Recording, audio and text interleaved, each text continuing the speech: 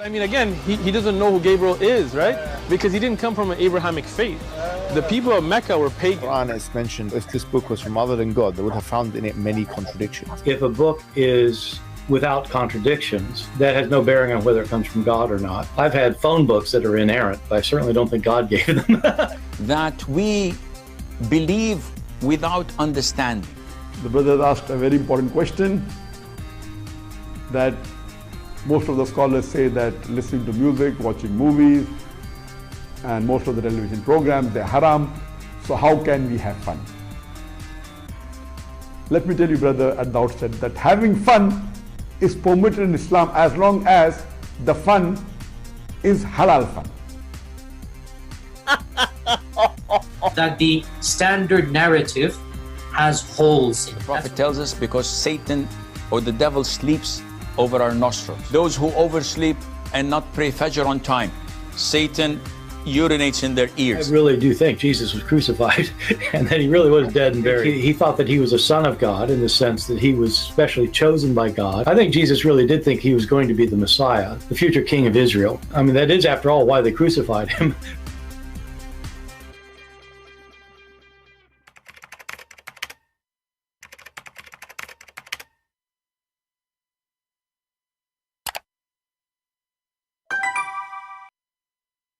Hello everyone, and peace of Christ all of you. I hope you're having a good time. Today we are going to talk about very important topic, the most important man in history, Prophet Muhammad, peace be upon him. He's perfect in everything. He's so handsome. His eyes like the wings of a big bird. His lips are so beautiful to the point women, they want to kiss them non-stop. The angels, they love him. Allah, he is crazy about him. If I describe for you, no description can make it really good. So I'm going to borrow a video of someone in the internet. He made a video about Muhammad, that he is the best man before. Let us see what this video is saying. Oh, not this one.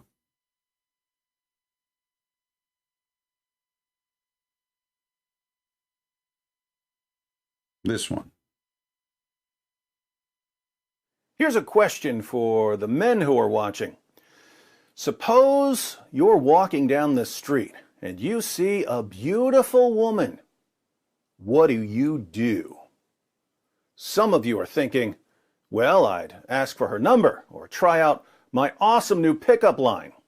Yo, baby, how you like your eggs in the morning, scrambled or fertilized? But what if you're already married? What do you do then? Do you still ask for her number or use a lame pickup line? All right, here I am. What are your other two wishes? If so, then you're a total dirtbag, unless you believe in the Quran, which allows men to have up to 4 wives. In that case, you could already be married and still approach a woman as a second or third or fourth wife. So you could ask her for her number or try out an Islamic pickup line. Are you sure you're not the prophet? Because you robbed my heart. Yo, girl, you want to share my prayer rug? Girl, I know you're a Muslim because your body is slamming. Are you sure you're not the shaitan? Because you fell from Jannah. Yo, girl, I know I'm only allowed to marry 4, but you're a 10. I like your burqa. I'm wondering if I could talk you out of it. Girl, I need to break my fast. Can I have a date? Are you sure you're not the black stone? Because I just want to give you a big, slobbery kiss. But suppose you're a Muslim and you've already massively exceeded the 4-wife limit.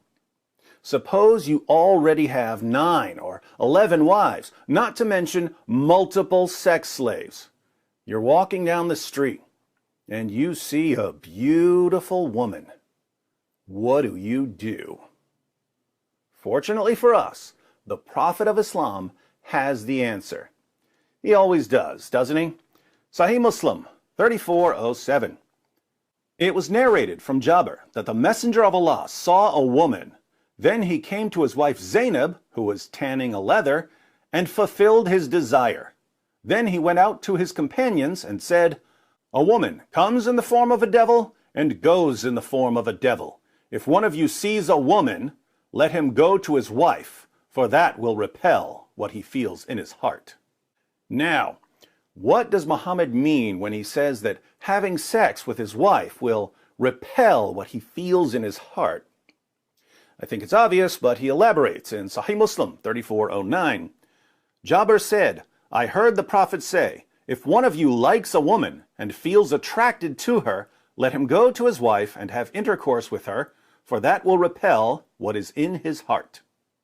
So Muhammad saw a woman and he was attracted to her sexually. So he went to Zainab's house. She was busy working, but Muhammad made her stop what she was doing so that he could have sex with her. Then he went and told his followers that a woman comes in the form of a devil and goes in the form of a devil, and that if a man sees a woman and is attracted to her, he should run home and have sex with his wife because that will help alleviate his sexual desire. All right, there's a lot to think about here. Let me share my thoughts. First, take a look at the chapter heading for these hadiths. Recommendation to the one who sees a woman and is attracted to her to go to his wife or slave woman and have intercourse with her. Again, this is about Muhammad, history's greatest moral example, being sexually aroused by a woman and then running to Zainab to, quote, fulfill his desire. Notice that a man can run home either to his wife or to his slave girl. Yes, Islam allows men to have sex slaves. But David, I thought that Islam abolished slavery. Well, Islam did abolish slavery in one particular area, Fantasyland. Here on Planet Reality, Muhammad and his followers bought, owned, sold, and traded slaves, and they had sex with them. Second, how much self-control and willpower did the Prophet of Islam have if he couldn't see a woman walking down the street without running back to Zainab's house and saying, "Stop what you're doing! There's an emergency in my thawb. I need you to get into the bedroom because I can't stop thinking about this sexy woman I just saw." To be fair, I think that if you don't have much self-control or willpower and you become sexually aroused while running some errands, you should go to your wife instead of sitting around obsessing over the woman you saw. But think about this. How many women do you walk by every day? Probably a lot. Do you have to run home every time you see a woman? And keep in mind, Muhammad saw a woman in 7th century Medina. She would have been dressed pretty conservatively, but Muhammad still couldn't control himself. This means, of course, that you and I, and pretty much everyone we know, have far, far more self-control, sexual self-control, than the greatest man who ever lived. Third, on this particular occasion, notice which house Muhammad went to. He went to Zainab to fulfill his desire. Who was Zainab? Zainab was the former wife of Muhammad's adopted son, Zayd. One day, when Muhammad went to visit his adopted son, Zayd, he was greeted by Zayd's wife, Zainab, who was wearing very little clothing. What happened next? We read in the History of At-Tabari, Volume 8, page 2, "She jumped up in haste and excited the admiration of the Messenger of God, so that he turned away murmuring something that could scarcely be understood. However, he did say overtly, 'Glory be to God the Almighty! Glory be to God who causes hearts to turn!'" What do you think the narrator means when he says that Zainab excited the admiration of Muhammad? Long story short, Muhammad's adopted son Zayd heard that his adopted father/prophet was lusting after his wife, so he divorced her so that Muhammad could have her. People complained about Muhammad marrying the wife of his own adopted son, so Muhammad abolished adoption in Islam. What a prophet. Putting all of this together, Muhammad saw a woman walking down the street and he started lusting after her. So he ran to the house of Zainab, a woman he married after breaking up her marriage by lusting after her. Wow. No wonder Allah says in Surah 33, verse 21 of the Quran, that Muhammad is a wonderful pattern of conduct. He sure sounds like one. Fourth, when Muhammad saw this woman walking down the street, and he had to run to Zainab for some relief, he already had somewhere between 9 and 11 wives, not counting his sex slaves. And Muslim sources report that he would have sex with all of his wives in one day. Sahih al-Bukhari, 5068. Narrated Anas, the Prophet used to go round, have sexual relations with all his wives in one night, and he had 9 wives.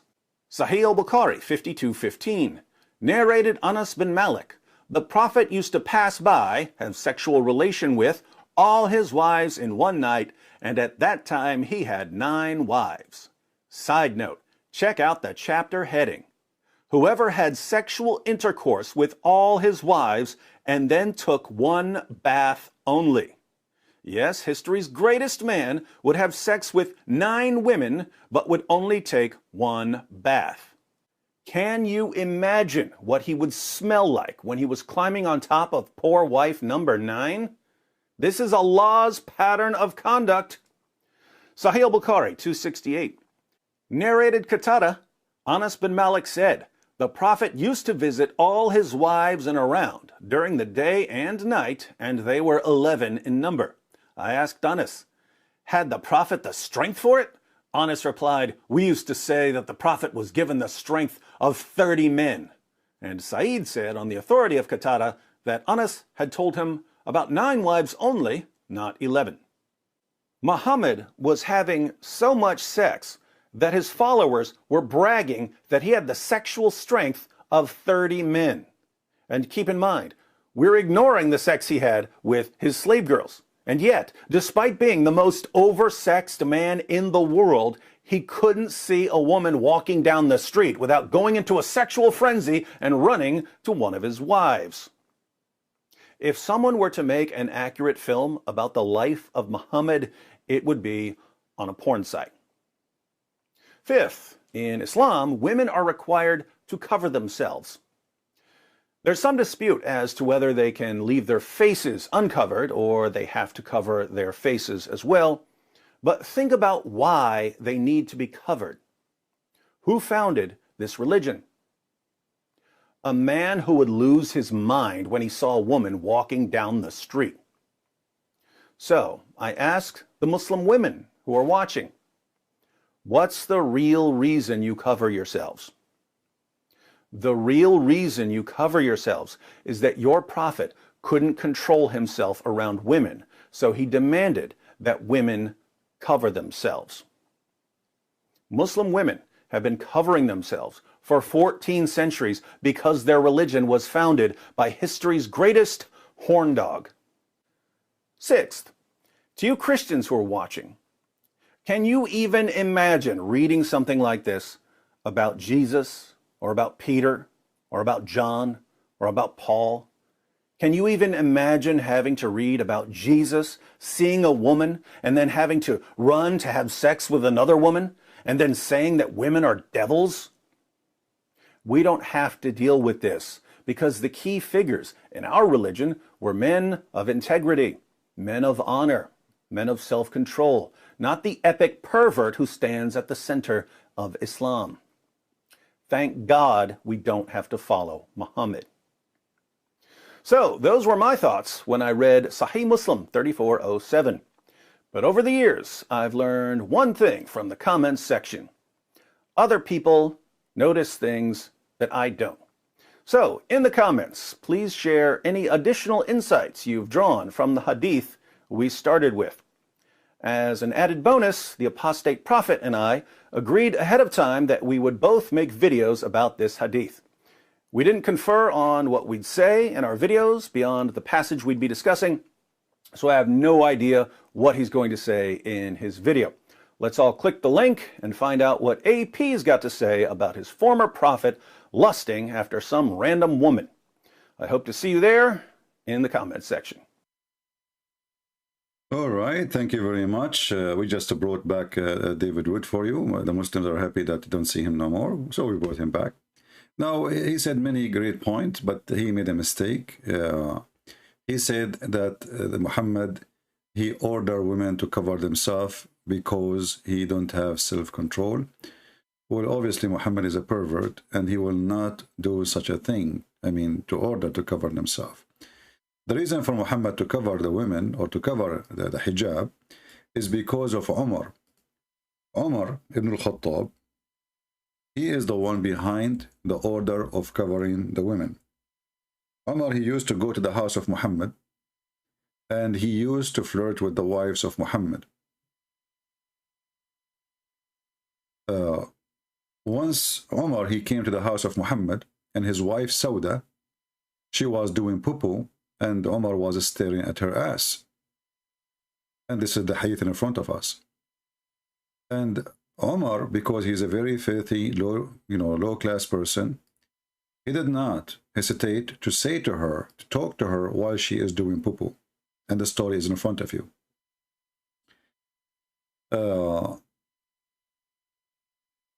Aisha reported, the wives, actually you can see, read the title here in the top. Chapter permissibly for women to go and out to relieve himself. So imagine, they have a chapter about doing shit. This is Islam, what you expect. Shitty religion, shitty chapters, shitty prophet. Aisha reported that the wife of Allah Messenger used to go out to cover, and in the cover of the night, when they went to open, so they went to open field in the outskirt of Medina, for easing themselves, like, Umar al-Khattab used to say, take a note, used to say, which means he always do that. Allah Messenger, ask your ladies to observe veil. So what this hadith here is saying to us, that the wives of Muhammad, they use, they wear clothing which is not decent. Maybe they are dressed like hookers. Maybe they are dressed in a... But obviously, they are not dressed right. And Umar is asking Muhammad, not the Muslims. He's asking the one who's supposedly in charge of religion. He's the prophet. Tell your wives to observe veil. Each time Umar he come, he said to Muhammad, tell your wives to observe veil. Now ask yourself, why Umar, he is saying such a thing unless he sees something not right. There's something not right. And Umar, obviously, he is a very filthy man. So he want to make himself that he is not a pervert who is coming and spying at the wives of his friend. So after he look, and after he flirt, and after he say what he say, he go inside the house so the husband will not be upset. He says, Prophet, tell your wives to observe veil. And this is exactly what happened in this story. But Allah Messenger did not do that. You ask yourself why. So Muhammad, he don't like the veil. So David Wood was wrong. It's not Muhammad, he don't like it. He like women to walk naked, actually. If you remember, if you have my book, Section Allah, you will see that there is a woman, Muhammad, he wanted to F her, excuse my language, because he saw her naked, walking naked around the Kaaba, and she was singing a poet that everything we have, we show it, but it's not available. This is the song. So we show it, but it's not to F. Why? Because now she is doing ritual, go around the Kaaba. If you remember that the Muslims are nothing but pagan like the Arab, nothing changed. They used to go around the Kaaba totally naked, wearing no clothing. So this is a society, they don't care for hijab, they are naked people. They go naked, totally naked, around the Kaaba, as you see, and this is Sahih Muslim, this is official. It says, Hisham narrated from the authority, etc., etc., that when Quraysh is the family of Muhammad, all Muhammad family are Quraysh, and their descendant, they used to go around the Kaaba naked. Do you see it? Totally naked, in the state of nudity, naked. So this is a religion, and this is a society and a community where nakedness is not even big deal. You know, before the bikinis exist, they are totally naked. So women and men, because the Kaaba is a sexual temple of worship. You see, the Hindus, they have a temple for sex. Sexual object is put there, and they have a penis and they have a vagina, and it have a name, and those who knows the name, they can post it for you in the chat. And you can check the images. Muhammad, he himself, and his followers, obviously, they copy from the Hindu, the sexual religion, and they have a black stone which present the vagina. Women, when they cannot have babies, they go around the Kaaba totally naked, and men, they go with them, and even they do have sex. There's different hadith, it says, that the Muslims, and this is after Islam for sure, they used to go around the Kaaba, and their penis is dripping sperm.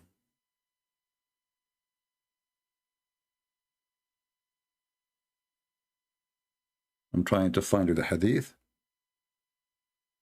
Okay. Here we go. This is Sahih hadith, so the Abdul, they cannot say to you it is da'if and all the garbage, you know. Yeah. This is Sahih al-Bukhari as an example, hadith number 7376. He says, this man, he is speaking now what the Muslim they practice. We used to go around the Kaaba, we do the ihram, and then what will happen exactly when they are going? Let us see if that part they took it off. Let us go up. Here we go. We used to proceed to Arafat with our male organs dripping with semen. Do you see it? Their male organ dripping with semen. So the best man and his companion, obviously, they are the best dripping organ with semen around the house of Allah. They go naked, they F each other. The black stone is a vagina. The prophet is the most powerful man in sex, and this is telling you what this religion is about. What kind of followers? They are proud. Let us say those stories is true. Like Muhammad is so powerful in sex. Why they are so proud about his penis? You see, we are talking about prophet of God. We are not talking about somebody he is a pervert in a Playboy magazine. A prophet of God, we will speak about how decent he is, how much he pray, how much he is, loyal to his God, how much he did sacrifice, not the guy, if the whole night is effing his wife, she is a child. He go to his son, he flirt with the wife when the husband is not there. And then he said to her, so praise be to Allah, the one who made my heart to flip for you. So there's millions of articles written by the Muhammadan about how amazing Prophet Muhammad. He is the best of mankind. The best of mankind is a pervert, and he was going advice to pervert too. Even if you are not a pervert, Muhammad, he was trying to make you a pervert. If you remember,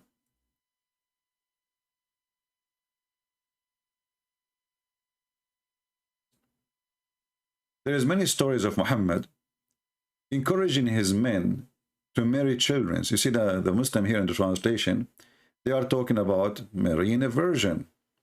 But this is not really what it's about. It's not just about virgin. It's about children's.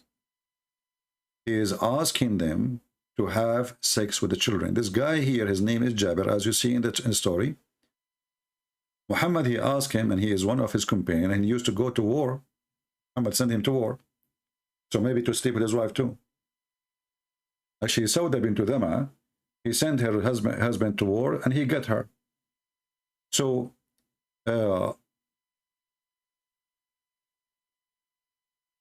he asked Jabir,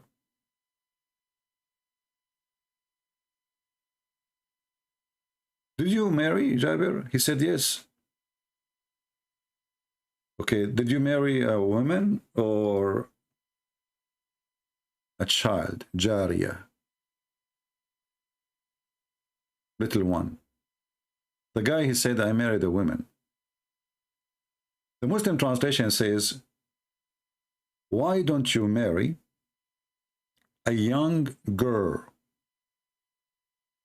You might ask yourself, well, this doesn't mean anything. Young girl, this is English. Young girl, well, all men, they like to marry young women, right? But young girl, maybe she is like maybe 17, maybe 16, maybe 15. No. You will continue reading the story.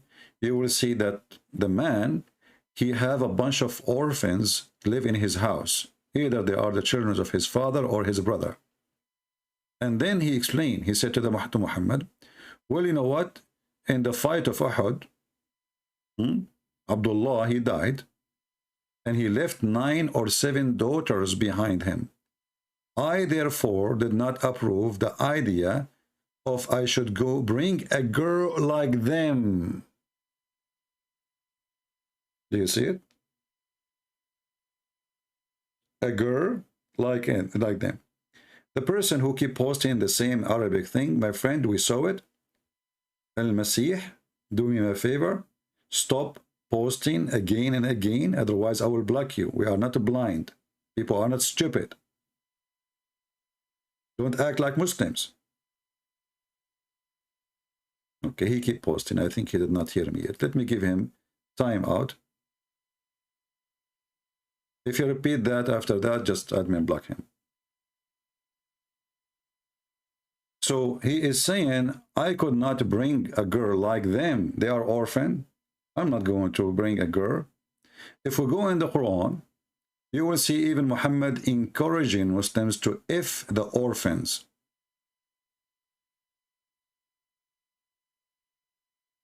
You see, when Muslims, they speak about charity, never give a Muslim an orphan to live in his house.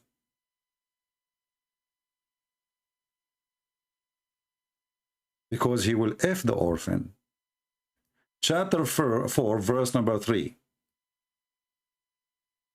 If you fear that you shall not be able to deal justly with the orphan, then go and if women. Do you see it? If you fear that you cannot deal justly, and some Muslim, they will say to you, see, the Islam says justly. Justly is about just offering them the same, just offer them food and clothing. Because Muhammad himself, he was not just. If you remember the story of Muhammad, wives, the wives, they were complaining about Muhammad that he was not treating them equally. And they sent to him many messages. The wives, they went there. Even his daughter, they sent her to him. All what they were asking Muhammad, why you treat Aisha differently. It says here, and this is Sahih Hadith, the Muslim, they cannot say, this is a fabrication. And this is the title, look at the title, when a man loves one of his wives more than others. Do you see? So, according to the filthy Muhammad, he loved Aisha more, but this is not love, because love a man, he love a woman. He don't love all women in the world. And this is a lust. So this a pervert man, he liked children, as we saw from the previous hadith. So now, because she is the youngest, she is the child, so he is the pervert, and she is the perfect one. So she is in control. So the wives of Muhammad, they gather together and they ask Fatima, his daughter, to go and ask him to treat them equally. All what they want is just treat them equally. You see, it says here, Aisha, she said to him, your wives have sent me, and they are urging to be equitable. They are not urging, like asking for special treatment. No. Just treat all the women equally. So the Muslim, they claim that in Islam you cannot marry more than 4 unless you are treating them equally. But as you see, Muhammad again is a pervert man. He is mistreating his wives, and he don't treat them equally. And if you read the whole story, and the story in front of you, and this is the reference, you will find that Muhammad refused to treat them equally. And he told his wife, his daughter, which is not really his daughter, Muhammad cannot have kids.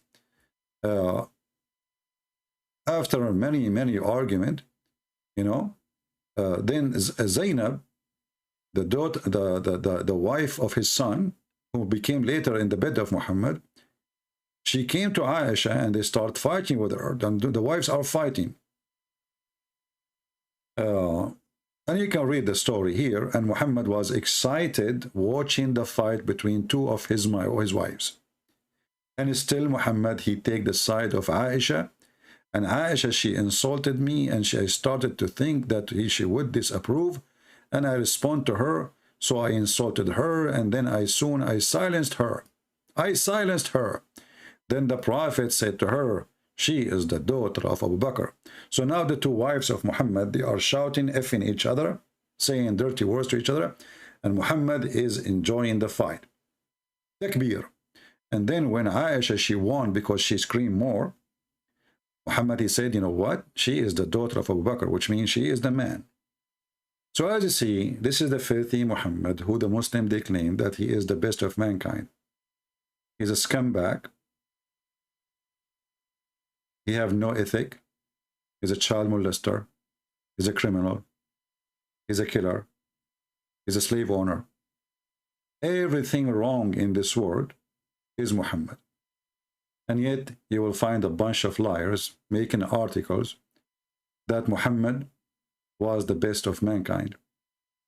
And actually Muhammad, after all this conversation about how good he is in sex, Muhammad, he could not even make one of his wives have a child, even though the Muslim, they say he did, but all of us, we knew he never.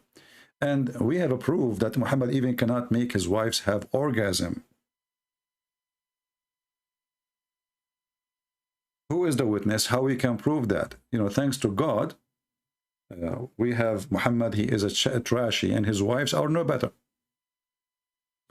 You know how trashy a woman is when she go and she starts speaking about what her husband do in the bedroom, right?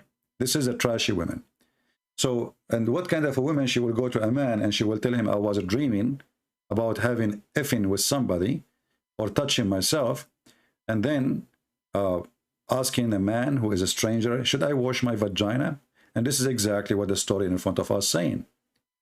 So the woman, she saw a dream, and or maybe she's awake touching herself, excuse my language, and she said to him, Allah is not ashamed of the truth. Yeah, she is a hooker, she is a whore, like the Prophet. Is any washing necessarily for a woman when she has sexual dream? The Prophet, he is expert. Just ask him about that for free. He said, yes, yes.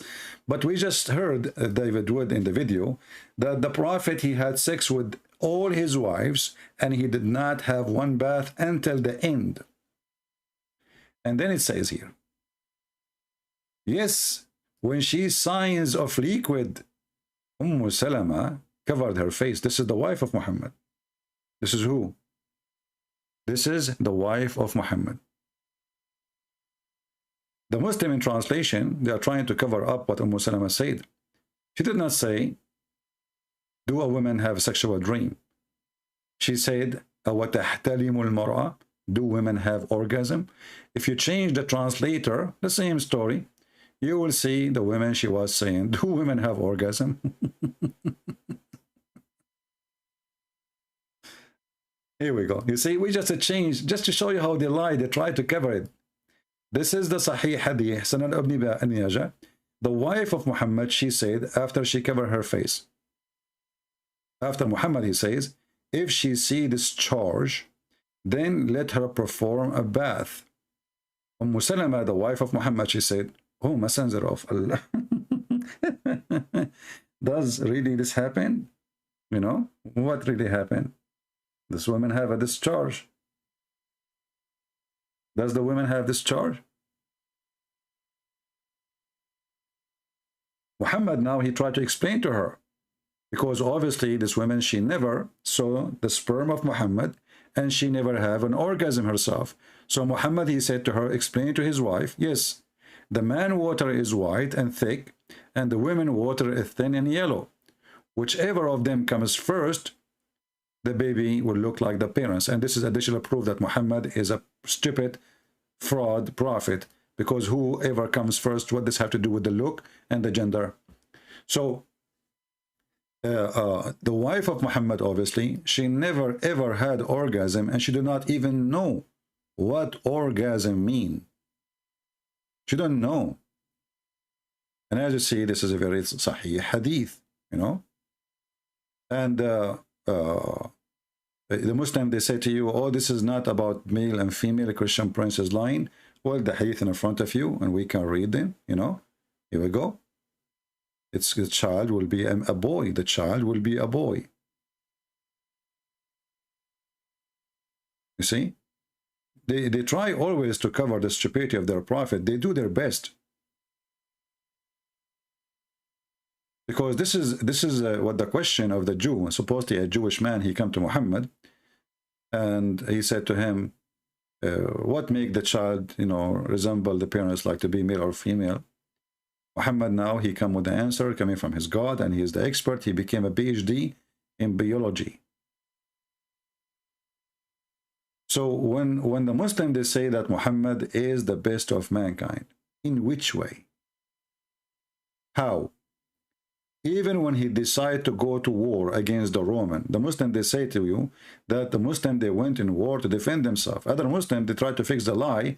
They say to open countries so we convert them to Islam. The fact, Muhammad, he says, attack the Roman so you can get the blonde girls. And I will show it to you from their own official website.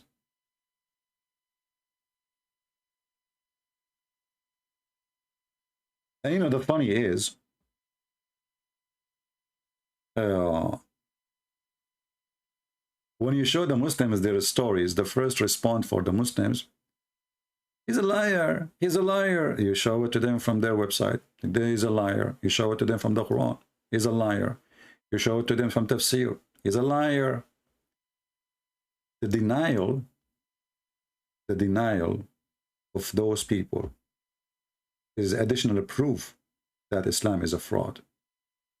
You see, a person who is proud about his belief, he will not deny his belief.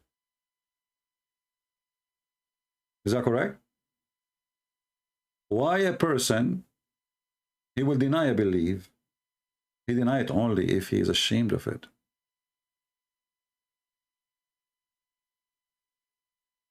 If his belief is filthy, then he would deny. And this is why we see the Muslim keep saying this is a weak hadith, this is da'if hadith, this is a strong hadith. Any hadith, any story written by them, printed by them, translated by them, published by them, taught in schools by them, but in front of you, we do not know it. We never heard of it. This is the official government website of the Kingdom of Saudi Arabia. And I will show you the link in the banner so you can see. This is Saudi Arabia Education. This is government of Saudi Arabia University. And this is Tafsir al-Tabari. And we are going to use Prophet Google, peace be upon him, to do the translation, which Allah cannot do. I mean, look at how amazing Google. Can Allah speak to us in other language other than Arabic? No. Google can. Almost all languages in the world. So who is Allah? The God who he claimed that nobody knows if it's going to rain tomorrow or not, it's except him, which is proving the stupidity. Who knows what is inside the womb? And he is making a challenge about it. And then here it says that there is a person And this is page number 195 in the book of At-Tabari.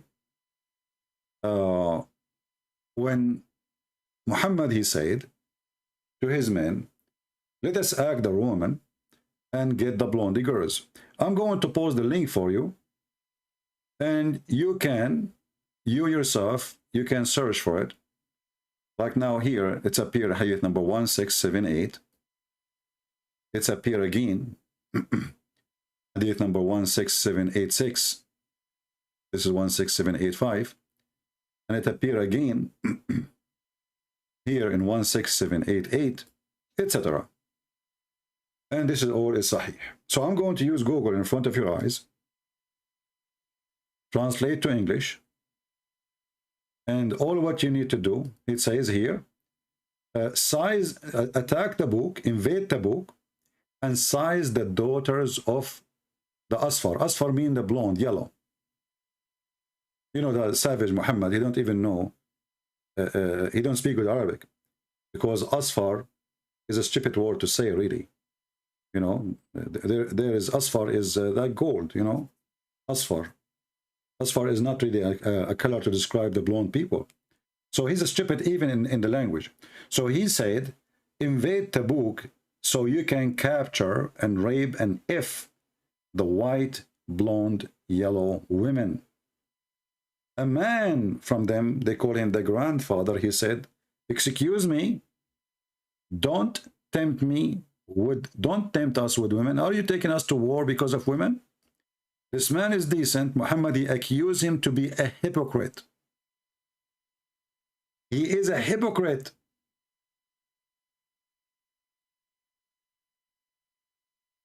So if there is one decent, he says something to oppose Muhammad, and I'm sure Muhammad later he did get rid of him, killed him.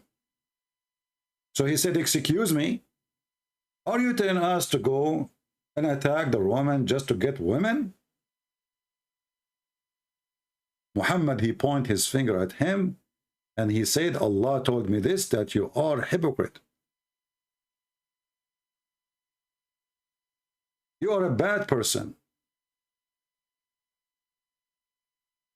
You are making excuse not to go to war, claiming that you don't want to be tempted by women. But you just told them, attack the Roman and get the blondie girls.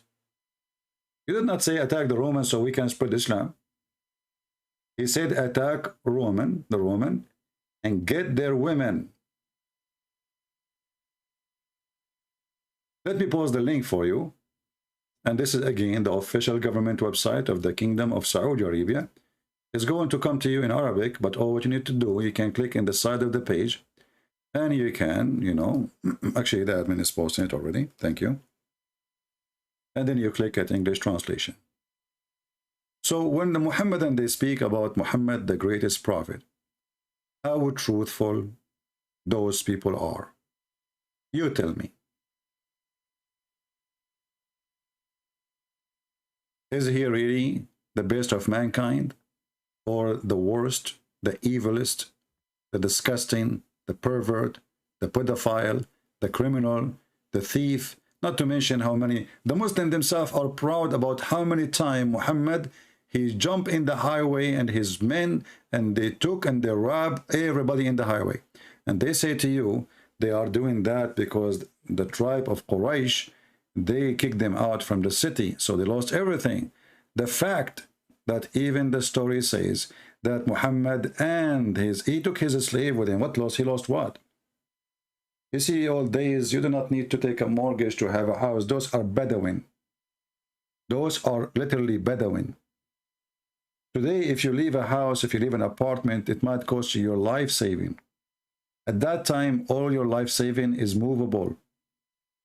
Is either animals or the slaves, and Muhammad, he owned many of them.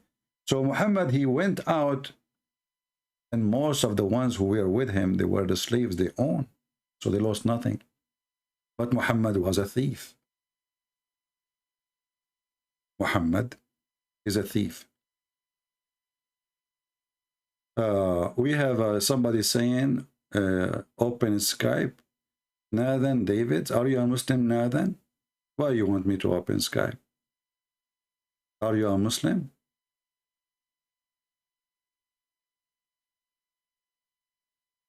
As you see, this is a very disgusting man, trashy man, low-class man. And the Muslim, they worship him as God, they speak too much about his good, but the second you start reading, and remember, what do you see in English is not even 1% of what it is in Arabic. The garbage in Arabic is way beyond. That's why I'm using a garbage of the official website of Saudi Arabia, and I had to use Google translation.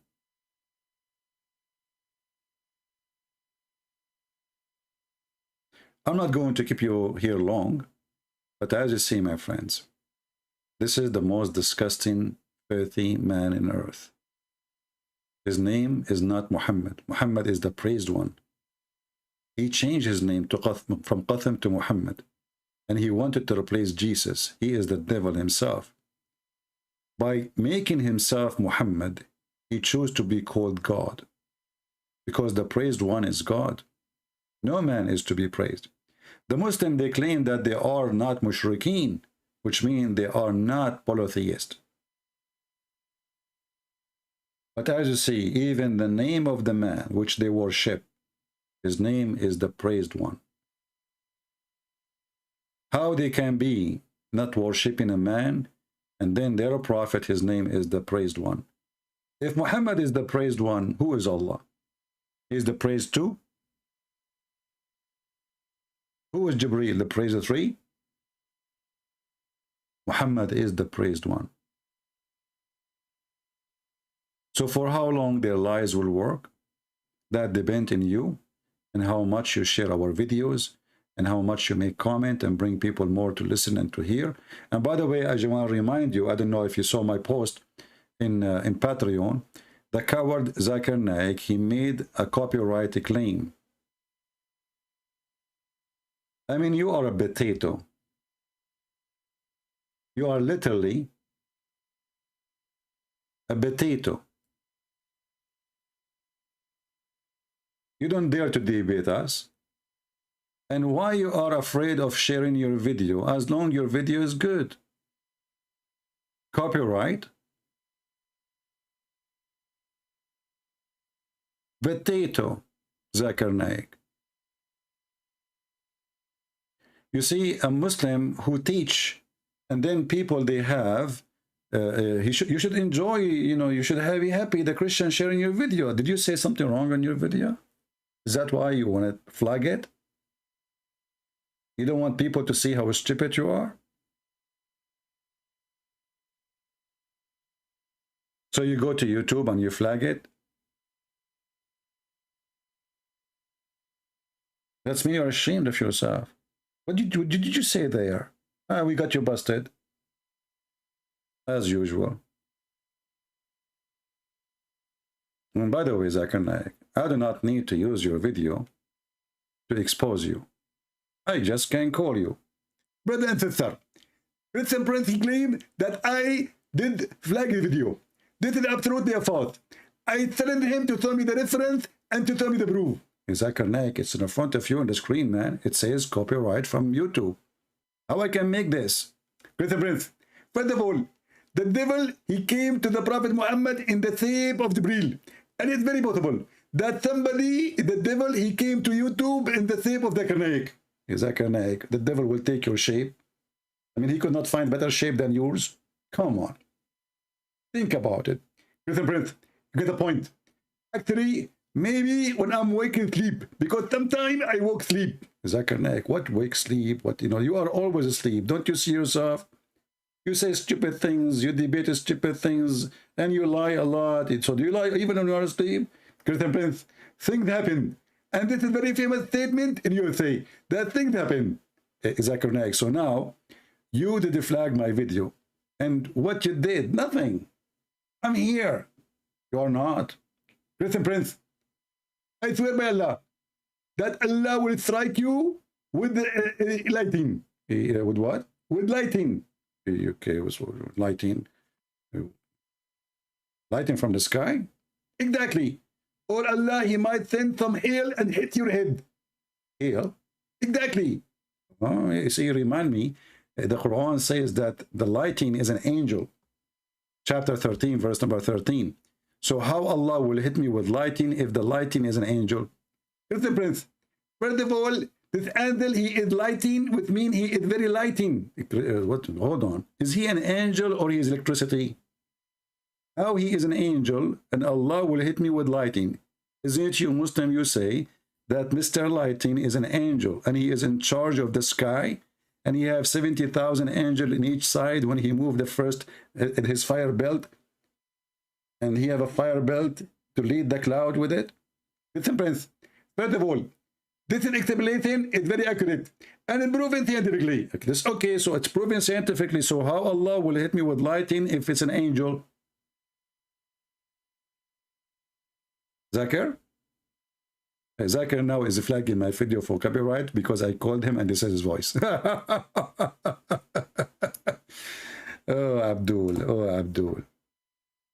What are you going to do? What are you going to do when the truth come to you? What are you going to do when the Messiah come back and then he will ask you, you pervert, you follow a pervert, a child molester? Where is your dignity? Where is your humanity? Where is your mind? Where is your brain? The angel, the thunder is an angel, and Allah, he sent hail from mountains in heaven. And you know, the funny is, the Muslim, they try to cover it up. Like if you go to those verses about the hail as an example, you will see the Muslims, every Muslim, he tried to add things, bracket, upper, forward, underword, here, push it there, put lipstick, duct tape. I mean, Home Depot and Walmart, they are out of duct tape. All to cover the stupidity of the Quran. When the Quran is saying clearly in Arabic that Allah, he sent hail from mountains in heaven, you will see the Muslim translation doing their best. Every translation almost. Look at this one here. I think this is the best between them. It says here, and Allah, he sent down from the sky mountain mass of a cloud. Does it say here? It's really, it says mountain mass of a cloud. This is what it says. We change the translator. This is a translation of what? Yusuf Ali. Let us go to a different idiot. What this name's guy? Wahadouin. All of this is a name. All of this is the first name. Okay, Khan. Okay, Wahadina Khan. All right. He sent down from the sky mountain masses of a cloud. Okay, what is the cloud? Where is the word the cloud here? Let us go. What is the word? You know, I mean, mountain of cloud. It says from mountains. Change the translator. We will keep changing the translation until one of them is slip. This is a translation. This is what his name, Ultimate Forty, read for me, just to make us think that he speak Arabic. This is what the Muslim read for you, by the way, to fool you believe that they speak Arabic. They don't. All of them anyway. You will see all of them only one after one saying the same, that there is a mass cloud, and hold on. And he sent down out of heaven mountain in which there is hail. Who is this translator? Finally, there is one of them. He have little honesty.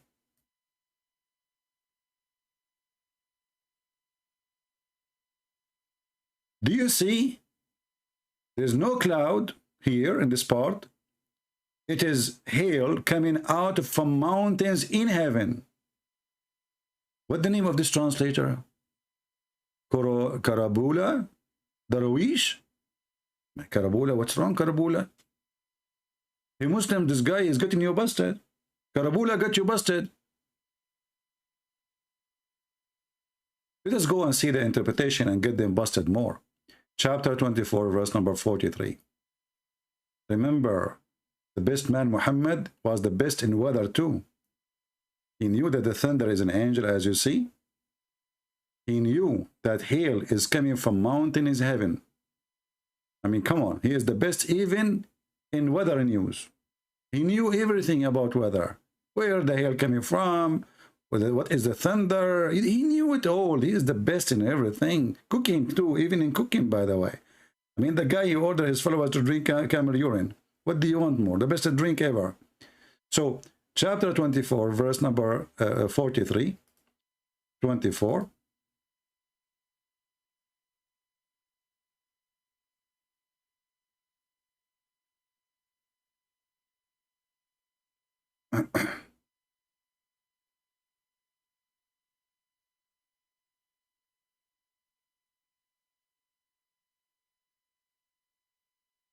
This is the translation of the Muhammadan here, we showed you, and now we will go to the interpretation. Read with me. He sent down from heaven mountain wherein there is hail. He said, he sent down hail from mountains in heaven. Do you see it? Do you see it? Why in their Muslim translation they keep adding clouds and you know just to cover the stupidity? The Muslim Abdul is translating the Quran. He look at this like, what the heck? Everybody will read this, will die laughing at the Quran. We have to change it. We have to fix it.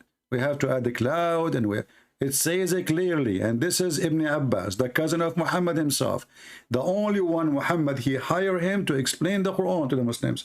He prayed to Allah saying, may Allah make Ibn Abbas the ink of the nation, the ink of knowledge. And this is the official government website of the Kingdom of Jordan, which means this website officially owned by the king, which is a fraud king, by the way. This guy, he claimed to be the son from the grandsons of Muhammad, and that explains why he's a fraud. Royal of Ahlul Bayt, you know, they became royal now. Kings, royals, you know, you see what the business can do? The guy, he claimed to be a prophet. You claim that you are from his family, now you are a king. And he got his salary not from Allah, he got his salary from Israel and from USA CIA. If you remember when one of ISIS, he exploded himself, or Al-Qaeda, he exploded himself in an office for ISIS, for the CIA in Afghanistan. The one who was injured inside the office was the prince, which is the brother of the king. All of them, they are CIA member. So, as you see, this is what it's meant.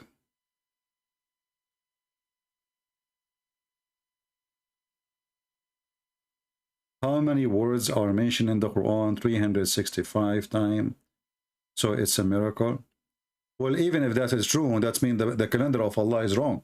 If Allah mentioned the word day 365 in the Quran, then the day in Islam is not 365. That means Allah is stupid. And same time, those numbers are fabricated. You know, there's no such a thing. You know.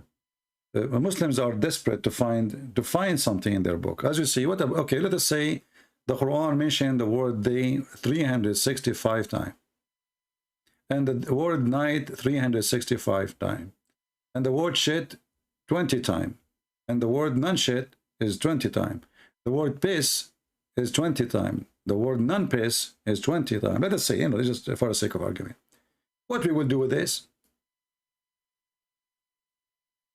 Because this is, anyone can write, anyone can, if he have a plan, he can write, he can add a word in equal number. This is not like raising somebody from death. This is writing a book.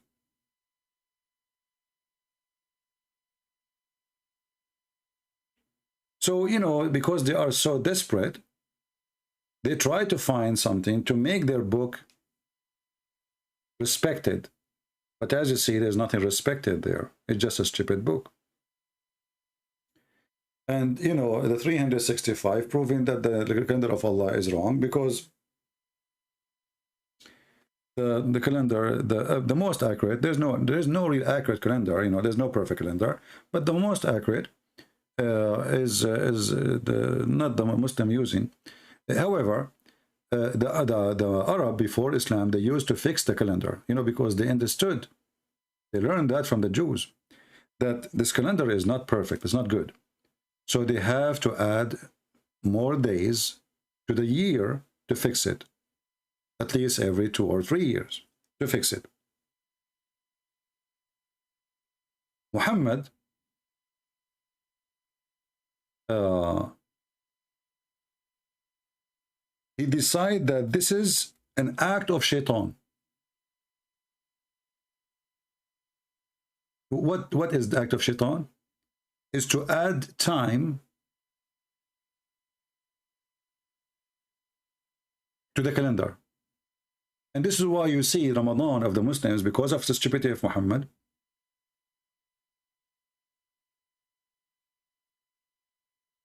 Ramadan sometime come in July, sometime come in March, sometime come in December, sometime every year will change. Every year it must be changed. Why? Because the stupid Muhammad, he decide that he don't want this, he don't like it, and mostly because it was about a delay of an occasion he want to celebrate. So the Arab, they have a delay to fix the calendar. Muhammad, he don't want that to happen. So just for his benefit, he canceled the calendar, which can correct the calendar and make it respectable. Muhammad, he destroyed it, and he claimed that he received an order from Allah about it, that this is an act of shaitan. This is from shaitan to make you kafir. Chapter 9, verse number 37. So when the Arab, they used to fix the calendar and they add dates or weeks to the calendar to fix it, Muhammad, he can make it unlawful, and the one who do that, he is a kafir, and he is following shaitan.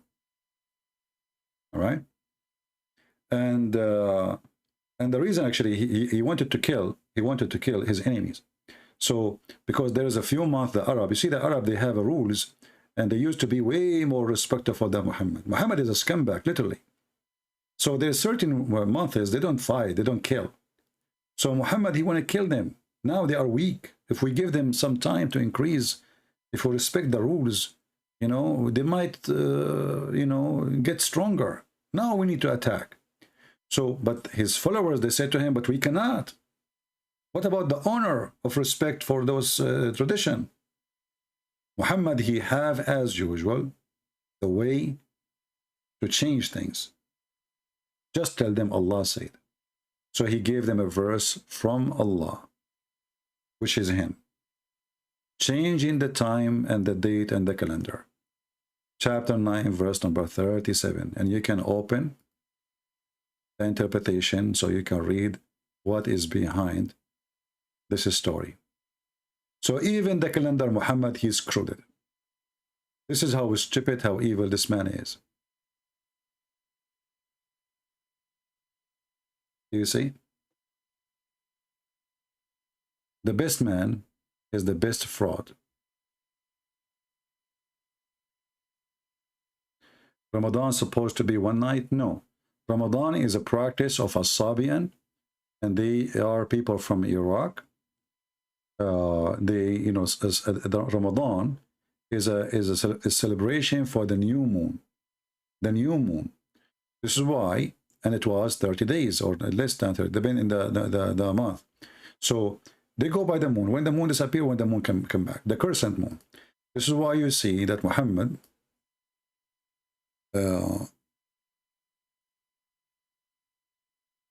he did not say you fast Ramadan. He says you start fasting Ramadan when you witness the new moon.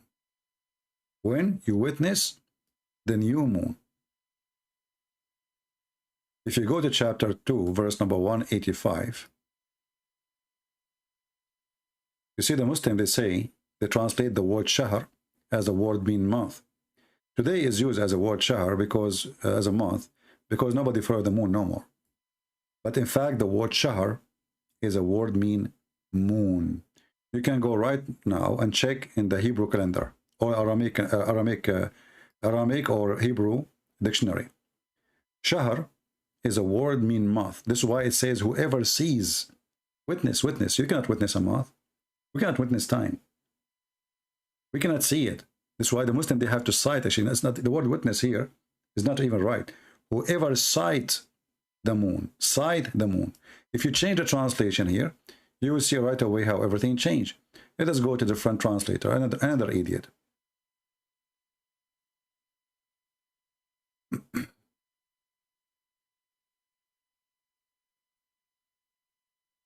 In this here translation, look what he says. So whoever of you sight the crescent of the first night, not of the month, of the moon.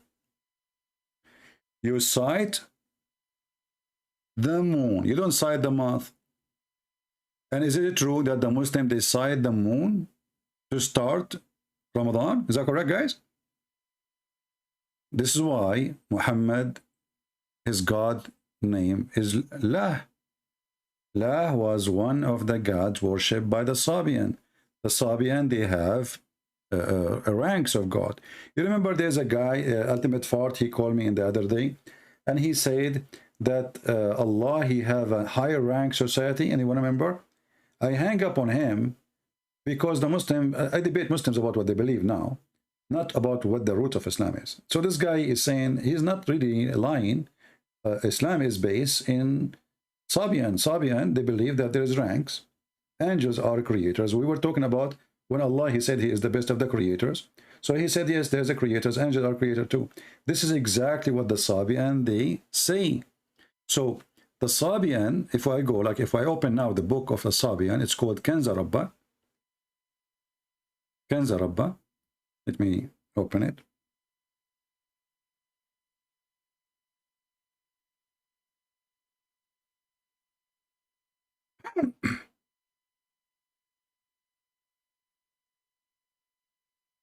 Kanza mean a treasure. Rabba coming from the word Rabb. This is the book Kanza Rabba.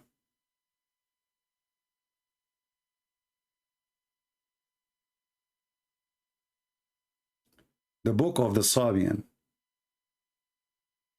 And actually, if you read it, let me resize it. Hold on. If you read it, or you start reading it, you will find yourself you are reading the Quran. It's the same method, the same way, nothing different.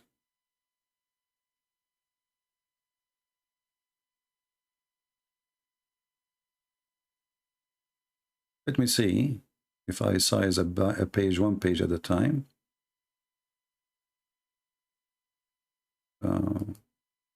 This is for the screen. That's not what you want. Okay, how we can zoom in. Here.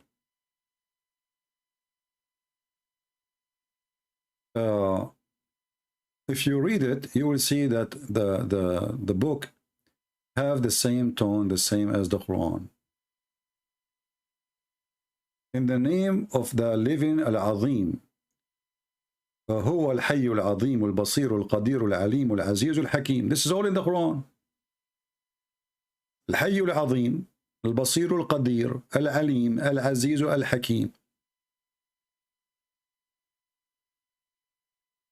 All of this is in the Quran.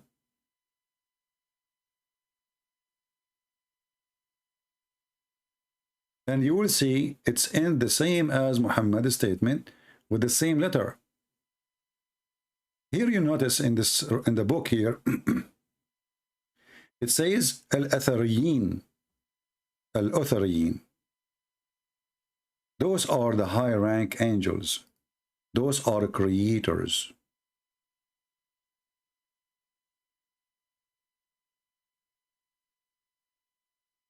And Allah is the boss.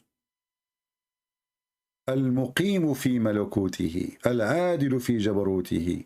This is exactly what the Quran says.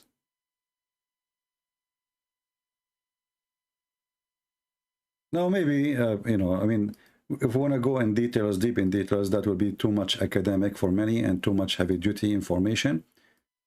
So, we try always to share what is enough for you to expose this garbage cult.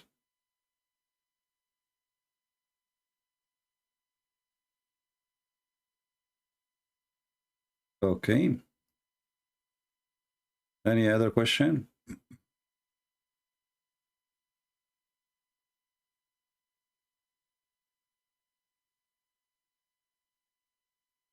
Sabian English translation, I don't know. I can give you a link for their official website, but I don't know.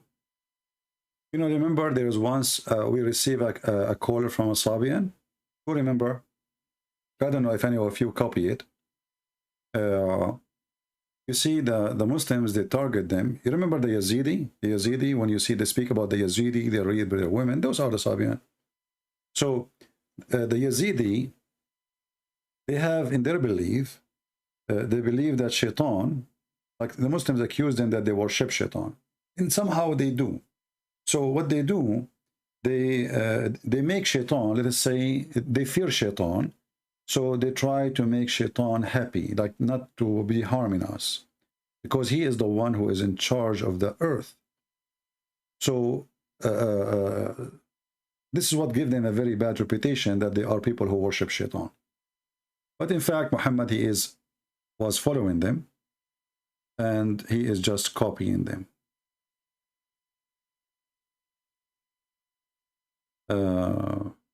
Anything else?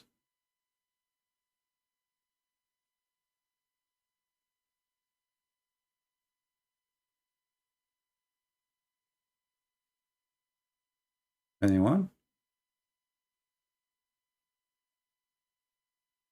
Have you been in Israel? No. And I don't want to go. Let us see. I don't like to go anywhere in the Middle East. It's a cursed land. Oh. All right. So do we have any serious question?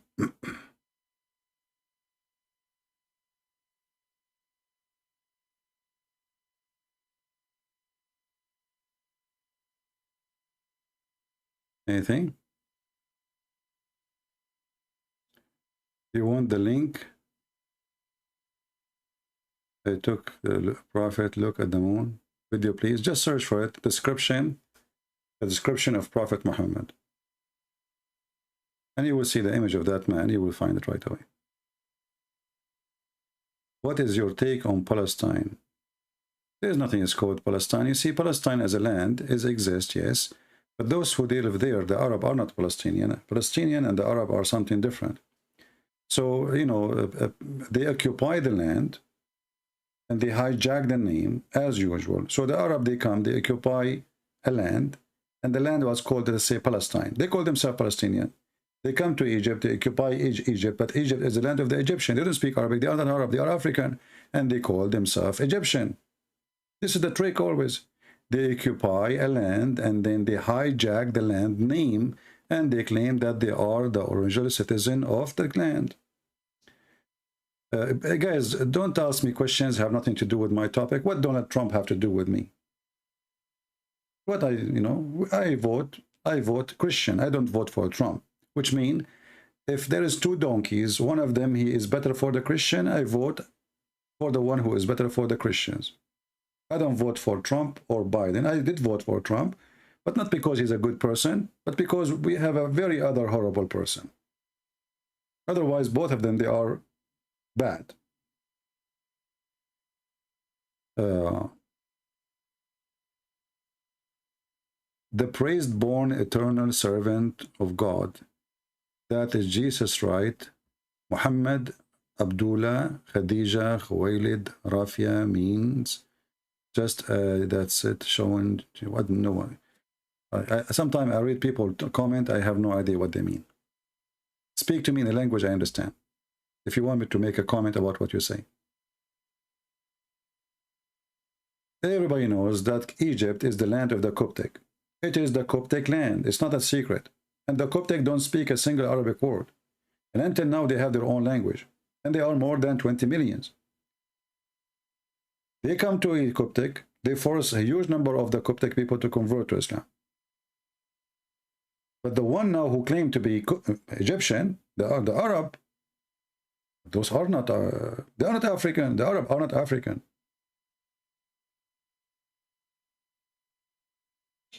Furqan. You see, Furqan, supposedly, it's mean like the one who show you the guidance, like the clear guidance, the clear, etc. But there is a book, actually, it's called Al-Furqan. There's a book actually made by an ex-Muslim. I don't know if I can find it.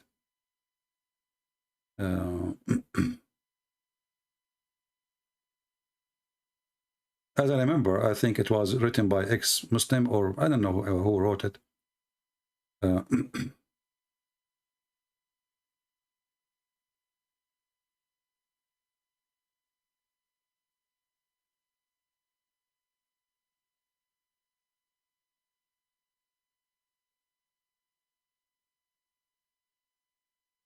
Let us see.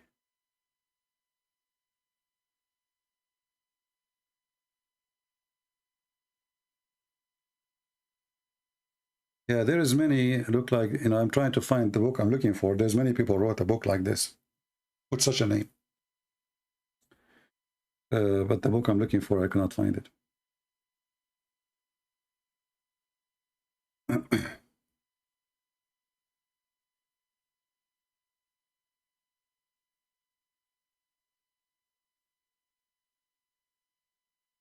But you notice that the Quran is a very stupid book. It says here that we gave Moses the scriptures and we gave him the Furqan. And the Muslims, they say that the Furqan was given to Muhammad. But as you see here, it says to Moses too. So, you know, the Quran is a very, very stupid book. You know, very confusing. Muhammad, he throw words just for the sake of making a rap song. This is why the meaning does not exist. It's meaningless, you know.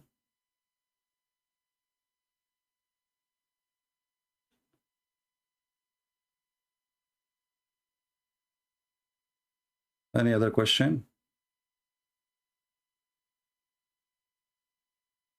Do you like songs in church? Well, you know, traditional churches, they sing. Like if you go in the Middle East, Christian churches like Aramaic churches, they sing the whole Bible. Not only they sing it the whole Bible. The whole Bible is recitation of song. Why not? You know, as long as you are glorifying Lord with respect and love, doesn't matter how you do it. Right?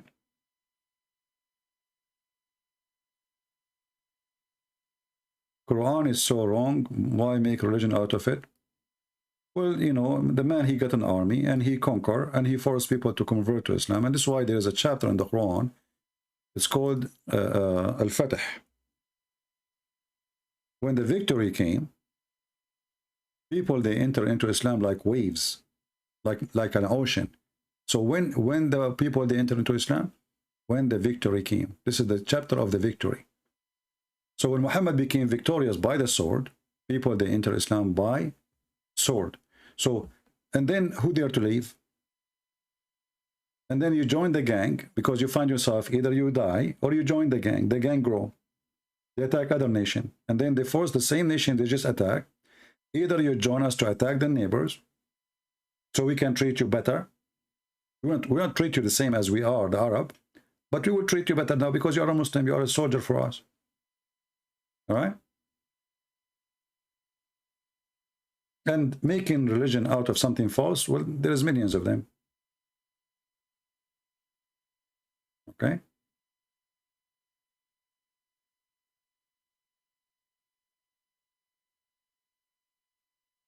Somebody asking me about Al-Bukhari 6205.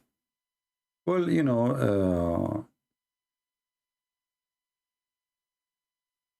obviously, you know, we know that the Bible says that the King of Kings is the Messiah, right? So Muhammad, he is saying that the most awful for Allah is the king, the one who called himself the King of Kings. That is Satan hating Jesus. You know? That is Satan, and his enemy is Jesus.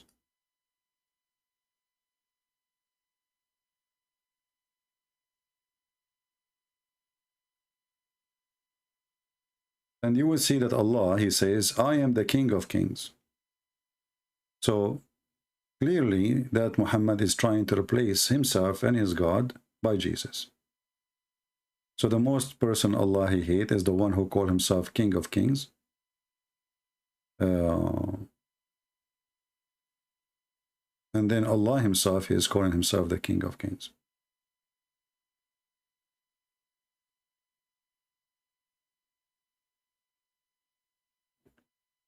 as you see here.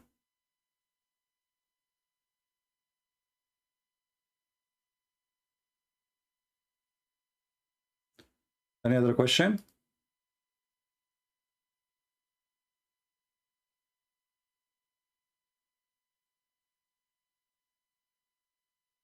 Why Muslim wear hijab, why other wear niqab? Depend in the household or where you live. Like in some areas, the government, they force the niqab, the veil. Some places you are free. So women, they don't even wear anything, you know, they don't wear, even they wear a short skirt. Depends which country, you know, how much freedom. Just give them freedom and you will see. And anyway, Muslim women usually, when they go abroad, if they have no parents with them, there's no brother, there's no husband, they wear a short skirt, their skin is showing, they go to nightclub, you name it.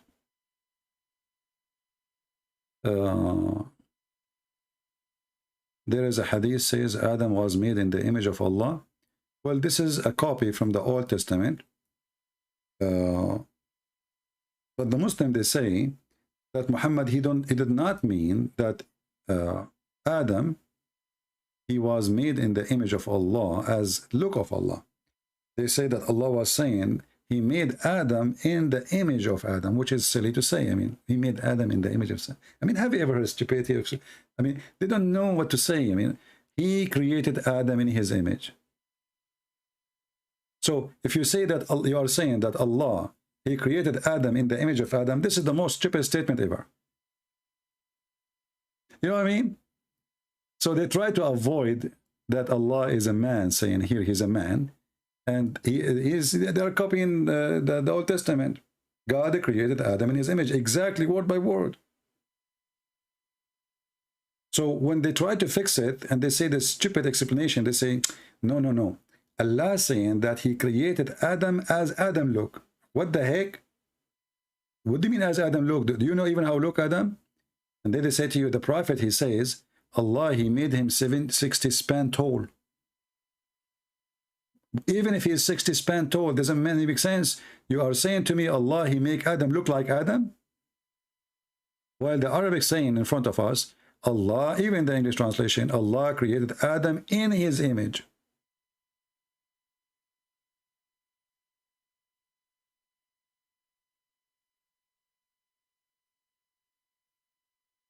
Anyway,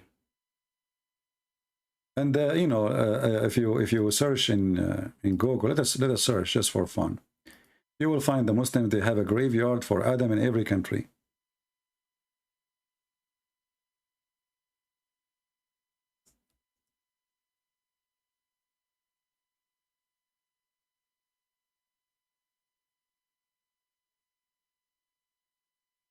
I mean, look like this Adam, he died everywhere.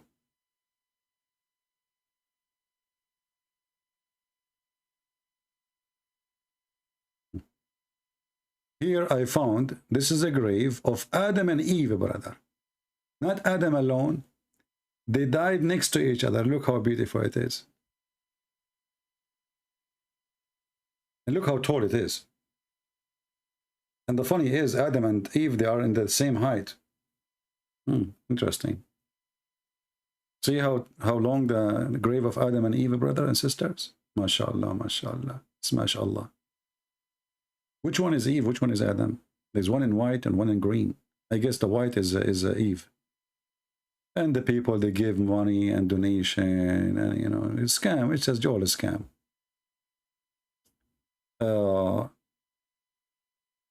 And not only that, let me show you. Just hold on.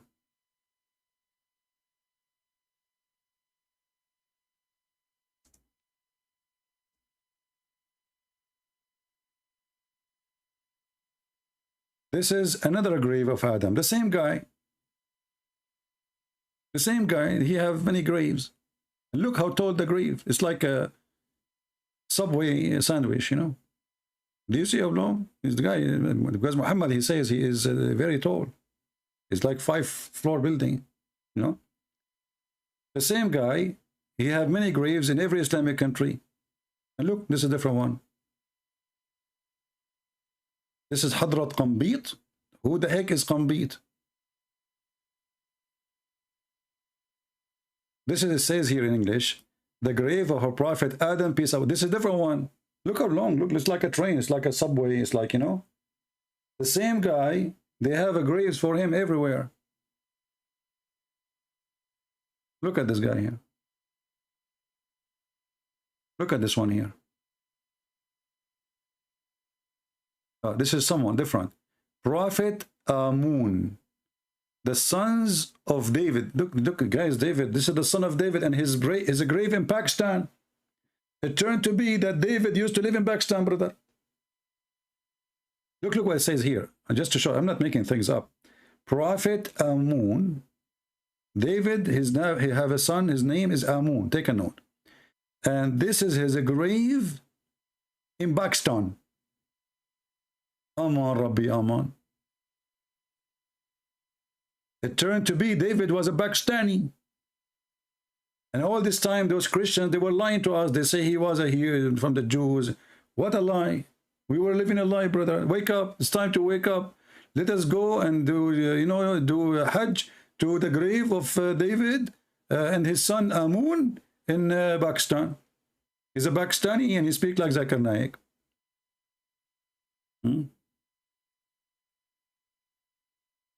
This one is what?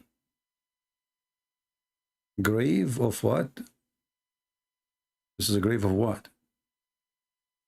The same guy, he have other grave. Hazrat Amun. Look, how many grave you have for the same guy? Look, this is the same Amun. Look. This is different grave. The other one, his grave is in the middle of the room. This one, he have different, you know. The room is small. Let us see the grave of Noah. Hold on.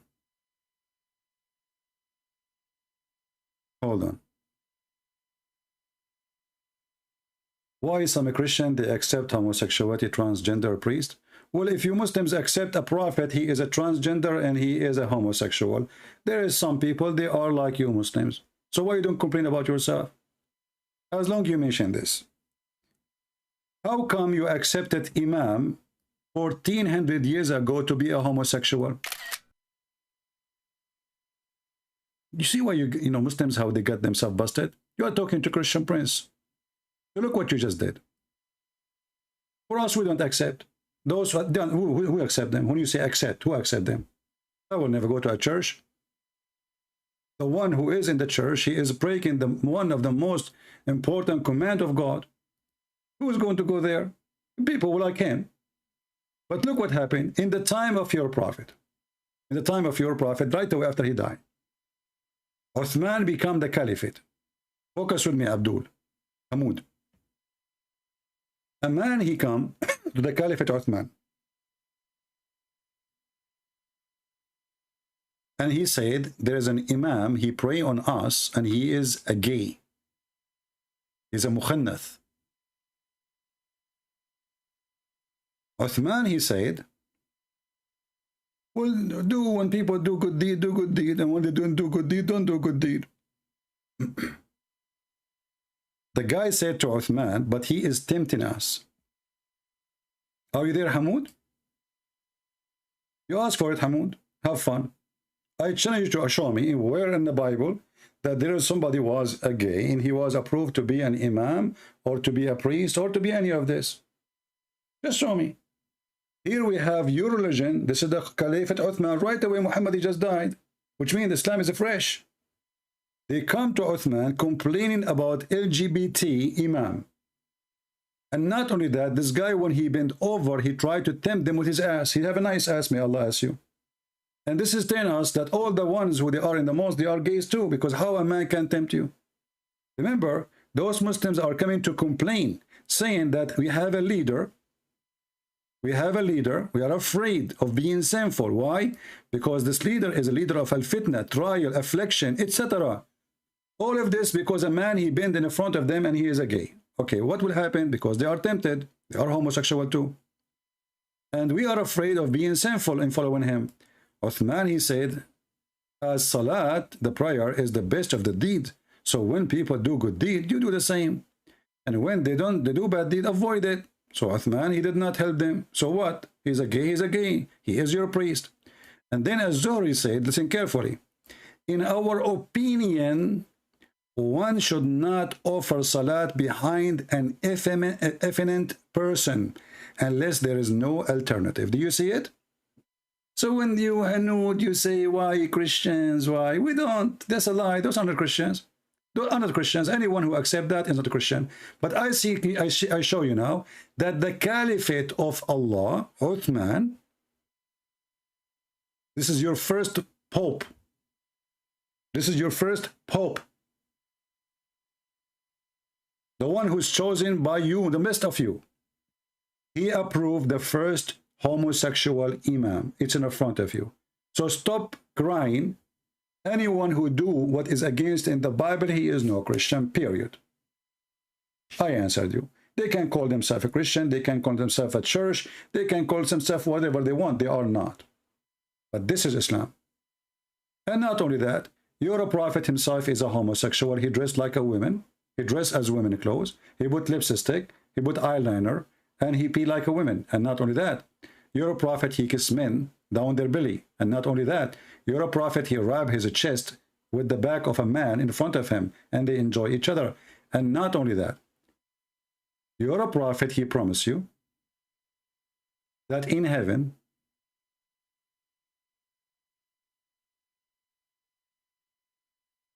there is a bazaar where there's no buying nor selling except pictures of men and women.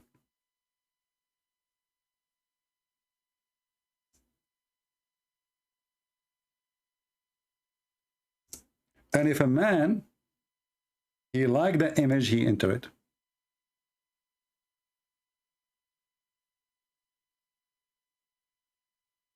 And let me show you the hadith. When you are talking about homosexual, look who is talking. In the world today, people are free. They call themselves what they want. Yeah. Somebody is a gay, he say he's a Christian, but he's not. A Christian is the one who follows God. Jesus says, not everyone says to me, God will enter the kingdom of my Father, but the one who do his will. And the will of Jesus and the will of God is in the Bible. And this is your prophet to promise you a magazine full of pictures of men and women. All right?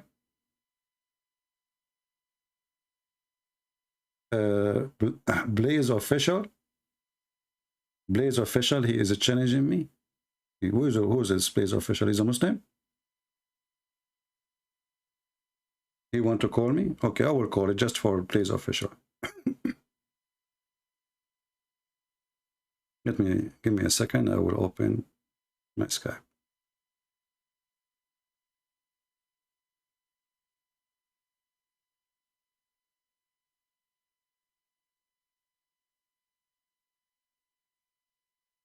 All right, we are loading Skype. Feel free, Mr. Official. Just give me a text and I will call you back.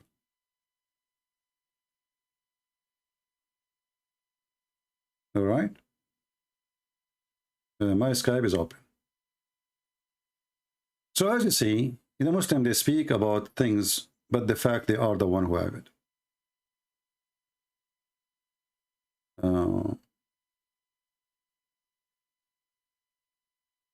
Would you consider Catholic as a cult? No, I don't. Why I wouldn't consider them? You see, Jesus said, whoever believe in me, and he die, he will live. So as long as they believe in the Father, the Son, the Holy Spirit, they are Christians.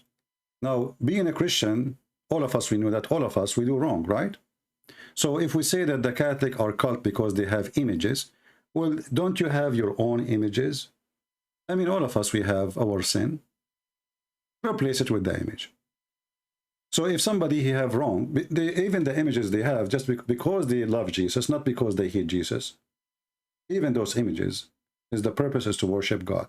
But all of us, we knew that this is break the command where God says, don't make image for what is up in heaven or down in sky. So this is wrong, but doesn't make them not Christians.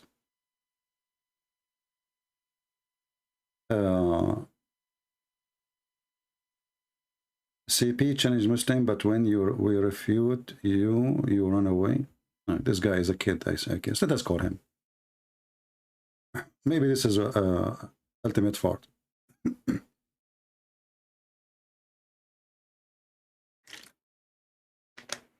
Hello? I'm back. Are you still here? Yeah, I'm here. Okay, last time we left where we stopped. You remember? I did, but you ran away. Because you say things is not you cannot prove it. I ran away. I was about to show you the hadith. Okay, remind me what we were talking about. We were talking about supposedly a Christian prince made a claim that black people are created for hellfire, which is not in an Islamic site. You made it up, right? I made it up? Yeah, I can show you authentic hadith to refute you. Can I show it to you? No. Hold on. To prove it to me, are you saying to me that the hadith in the Tirmidhi, the one I showed, does not exist? It exists, but the context... So how you say I made it up, you son of Muta? The context... You see why see why I hang up on you, son of Muta? I get lost. You made it up, you coward. It exists. And it says that Allah, He created the black from the left shoulder of Adam, and He said to them, you go to hell and I don't care. I run. Don't waste my time. I don't have time for kids. What a potato. I run. No, I don't run. But I don't have time for a stupid... Every Muslim, you agree. That's what it says. Not a single Muslim, you don't agree. Coward son of Muta. I fabricated. You know, even when they say the word you fabricated, don't you have a shame? And then I say, are you saying it doesn't exist? He said, no, it exists. But you take it out of context. What? Take it out of context. It says it clearly. I will show the hadith on the screen. And I don't care what you say. People will judge. People have a brain. People have eyes. Not like you coward. You're trying to duct tape. This is, and thank God he agreed that it exists, because maybe he was going to say it's not exist. This is Jami' al-Tirmidhi, hadith number 38. Let me zoom out in the page.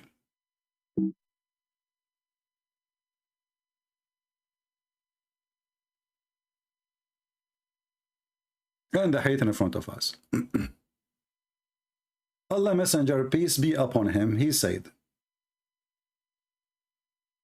What he said? Read carefully. Allah created Adam when he created him, and he struck his right shoulder, and there emitted from it white offspring. So take a note. It is offspring. Offspring of who? Of Adam. What is their color? White. From which shoulder they are coming? Guys, take a note just to show you how this. I mean, this is stupid idiot. Do you even why you open the topic? Are you trying to expose your religion again? So they are offspring, and the funny, he says to me, you are taking it out of what context? Even this one have a context. He created from Allah created Adam. And when he created him, he struck his right shoulder. What come from the right shoulder? White offspring. And they were white like ant, which means very white. Is he talking about a human? Yes. Is he talking about their color? Absolutely. And then he continued. And now let us change the color so we can differentiate between them. And then he struck what? The shoulder. What shoulder? The left shoulder. Of who? Of Adam. And there emitted from it black offspring. The black offspring, not black, the black offspring, which means all the black is the offspring of Adam, but they are emitted from his left shoulder. And again, Muhammad described them, saying, as if they were circle. What? Circle. When he called me last time, he says, there is people, they are black like circle. I said, yeah, there is. Black people, yes, they are. No? A true African, they have a deep color. Then he said, those who had been emitted. Do you see the word those? Those are human, not object. Who been emitted from the right shoulder. Who are they, the one emitted from the right shoulder? It has go back. Change the color.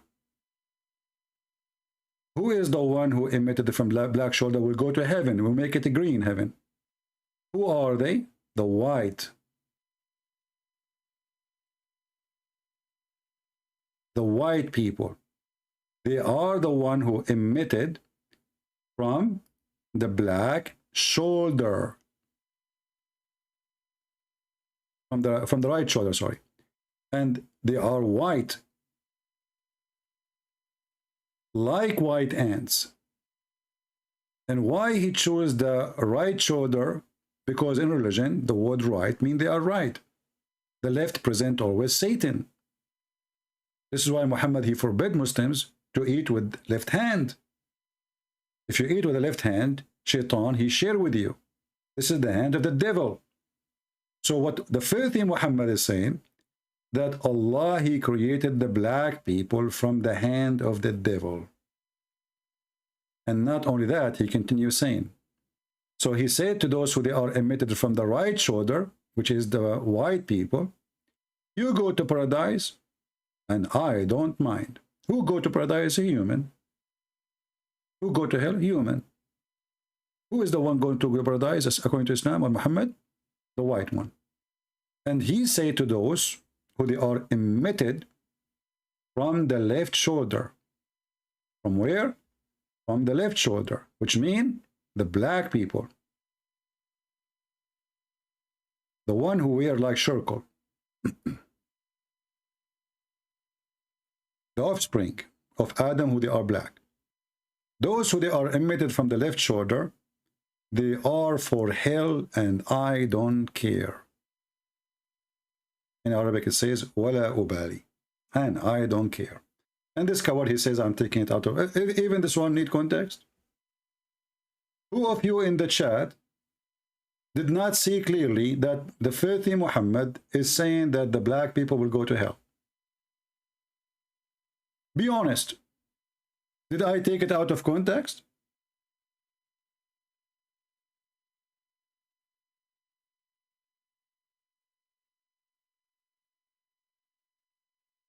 How in the world I did? So I hang up on you because you are just stupid. You know, it says I don't have patience to speak to stupid. Not because you are strong. Because what you say is very stupid. Everybody's laughing at you.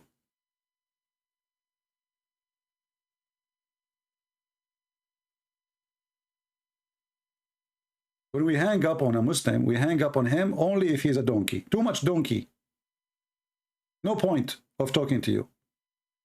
If I feel like you have a hope of a human being brain, I will talk to you. So all of this is out of context. The story in front of us, that's it. The end of the story is over. What context? You see, if we have a movie and there's a movie before and then an event before, this is the story, the whole story. Muhammad telling how Allah created Adam and his offspring. Muhammad trying to explain how white people came to existence and how black people came to existence. And the funny here, Muhammad, he think that Adam, he never used his testicles. And he used his penis. He used his shoulder. Look like Adam, when he was created, he did not know what this penis for. He was looking at it. Maybe this is a microphone. If she looked at his penis, she said, what is that? Why you have a tail in the front? Adam, he said, I don't know. She said, well, as long as Allah will create babies from our shoulder, why you have it there? Adam, he said, I think we should just cut it off. If she said, you know, don't cut it off, you never know, you might need it. We can mix the salt with the food with it. But not when it's hot. Be careful. Shoulder. This is the intelligence of the stupid Muhammad. He's trying to explain why those are black and why those are white. Because the black people, they are coming from the left shoulder, from the bad location of the body of the human being. The right shoulder is white people are coming from.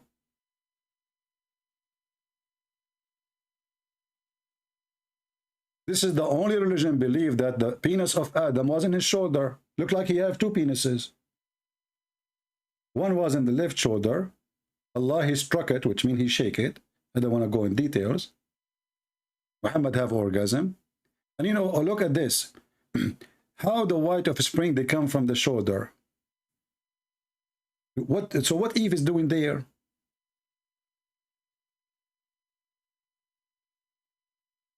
Did Allah hit Eve somewhere? Are you sure you did not hit Eve somewhere? So you hit the shoulder of Adam and then the offspring that came from his shoulder? Mental.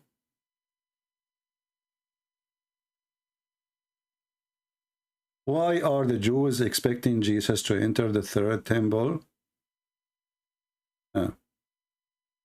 My friend, if you have a questions about the Jews, ask the Jews. We don't care. Here we have different topic, and we have way more important things from your, you know, I don't want to be silly, I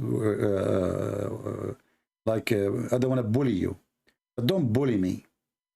You ask me about the Catholic, and you ask me about the Jews, and what are we doing here? We are here to teach about the stupid Muhammad. What is your next question? Should I shave my private part, like the Muslims? Is it halal? Can we eat falafel? Who cares?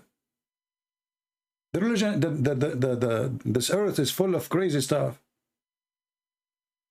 In Japan, they have a festival for penis.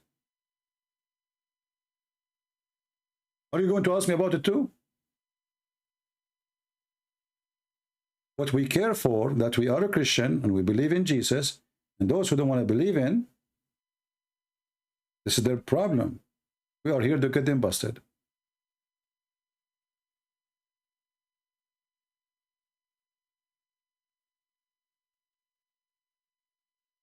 He disagree with me?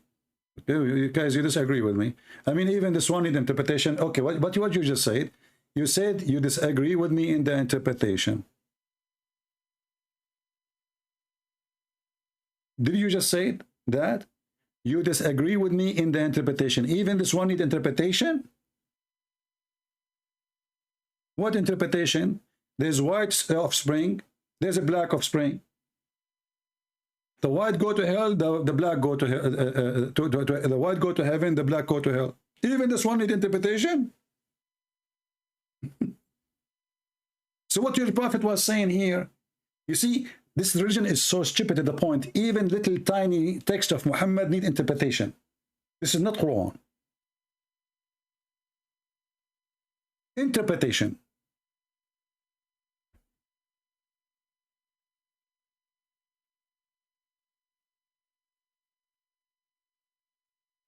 Muslim revert want to call, there's nothing is called Muslim revert. He is a pervert. Muslim is not a revert. How you can be a Muslim and you are revert? Revert to what? Worshipping the moon god? That will make you revert? You see, the Muslims, they lie and they claim that they are reverting. You are perverting because your prophet is a pervert. And when you accept to be following Muhammad, you accept to be a pervert, not a revert. You go and kiss a black stone, and that make you revert. In the shape of a vagina, and that make you a revert. And then you go and you find that the house of Allah and the house of Satan, they lived in the same city. They are neighbors. And then you strip at you go and take some stones, 7 stones, and you want to throw them at Shaitan. And Shaitan is waiting for you there. Did you hit his head, brother?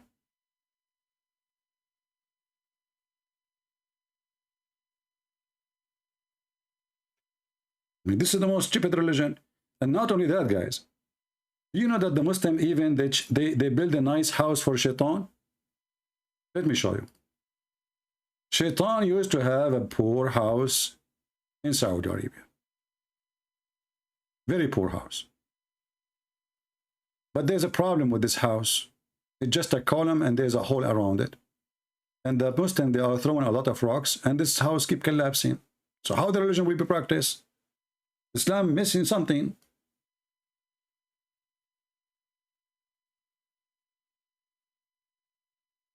So the Muslims, in order to fix the problem, let me try to find you the old house of Shaitan. What a stupid religion. I mean, they throw rocks at Shaitan.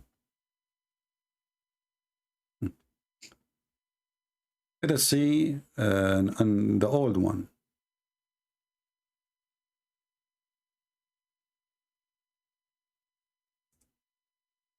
And then we will show you the new updated villa of the Shaitan.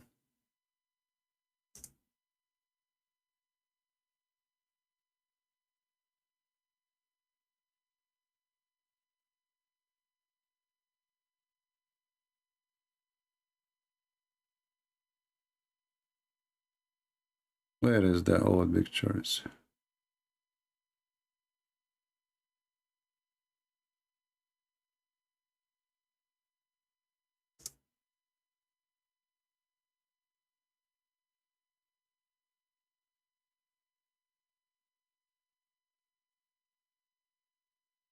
I'm sure there's many of them. I don't think they can delete them from YouTube.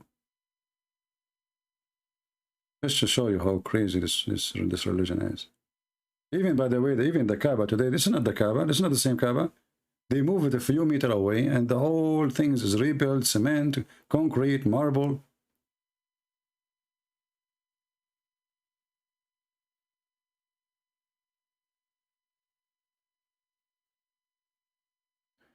I could not find the old picture. I don't know what I need to search for to find the old one.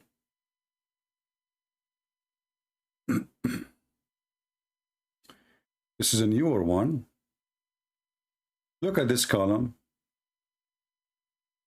This is where you get injured. All those people, they climb this hill. They want to throw rocks at Shaitan. And Shaitan supposedly is waiting for them there, brother.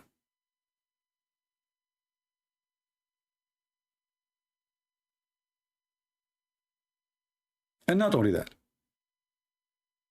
This column is not really a new, not an old column. This is like, there's an older, way older. This is like more strong one, big one. Let us show you the new one.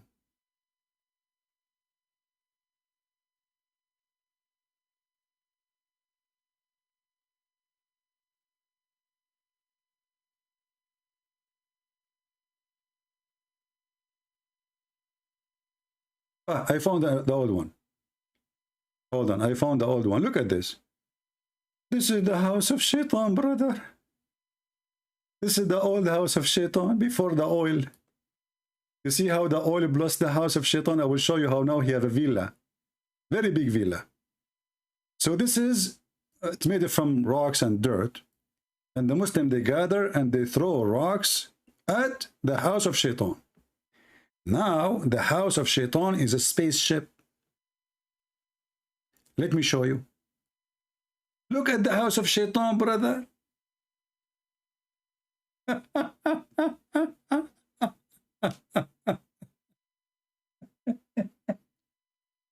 What happened? It was like that. It's like this now. What is that? Did you get approval from Shaitan when you change his house?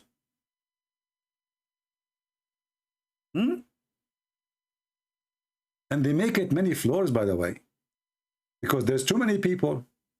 So what they do, they have a floors, floor number 1, floor number 2, floor number 3, and then the rocks, there's holes. The rocks will go all the way down, and there's trucks. They take the rocks and they put them in the other side so people grab them again. What the heck is this?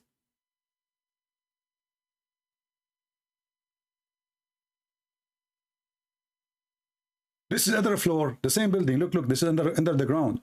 You can go and throw under the ground. This is the house of Shaitan now. Look how big. And everybody want to throw rocks at the Shaitan, the evil Shaitan. Allahu Akbar. What a stupid religion.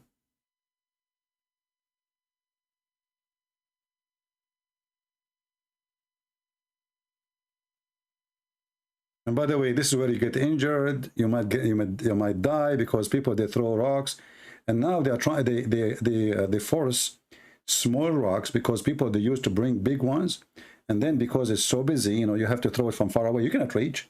You throw it, you hit somebody in his head, you kill him. So now they force everybody to use a throw rock. So if he hits somebody, he will not kill him. He will injure only.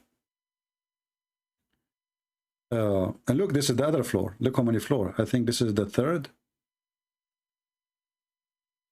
It's like this, the ship of Noah. Look how big this is. This is, you see what? Look at this old. This is an old one. Look at the old house of Shaitan, brother. There is 20 people doing Hajj there. Thanks to the Western and the airplane. Attacking religions is not the answer, Mr. Computer. We'll tell that to Muhammad, because the first page of the Quran is attacking the Christians and the Jews and everybody. Attacking religion is not the answer. I mean, this is the silly, the bully guy. Attacking religion is not the answer. Do you attack Joe Biden or Trump? Will he have his own religion? Do you know what religion means? Attacking religion is not the answer. I mean, people, don't get married. Your wife, she will leave you. Attacking religion. This is the love guru. But the love guru, sad guru, we make a video against his stupidity. He reported me to YouTube after 2 minutes. The guy, he spent 10 hours saying we need to accept each other. Learn about how to control the bad, the negative energy. Why is the problem in this world? Because we don't learn how to listen to each other. See the point of the other person. Why he don't like you? I mean, okay, I made a video. I explained why I don't like you. You reported me to YouTube? What happened to accepting the other person and the bad energy and controlling ourselves and not to be echo and to accept that people, they might disagree and agree? Suddenly he go to YouTube, like Zakir Naik now. He go to YouTube and he report me copyright. And this is the guy here. Attacking religion is not the answer. So what is the answer? Jihad?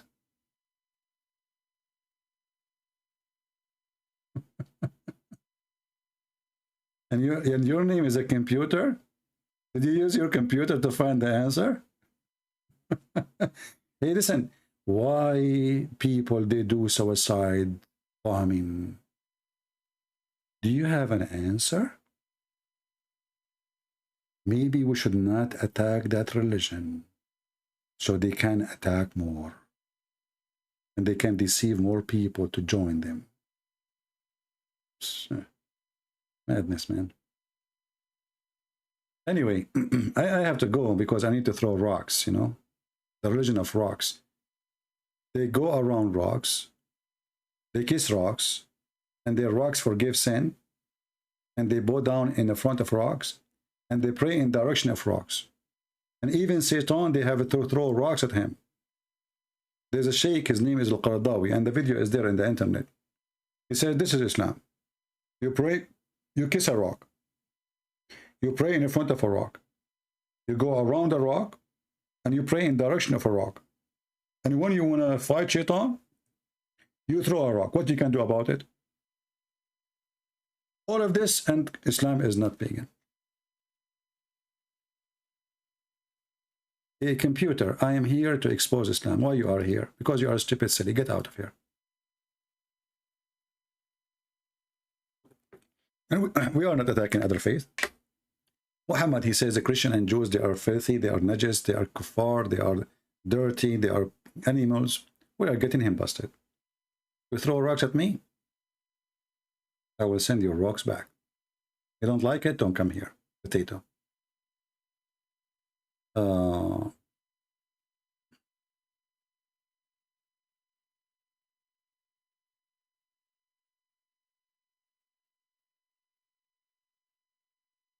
I never heard you talking about the hadith which Muhammad stepdaughter died and he ordered a guy to go in her grave to with her. I'm sure you know this is the hadith is da'if.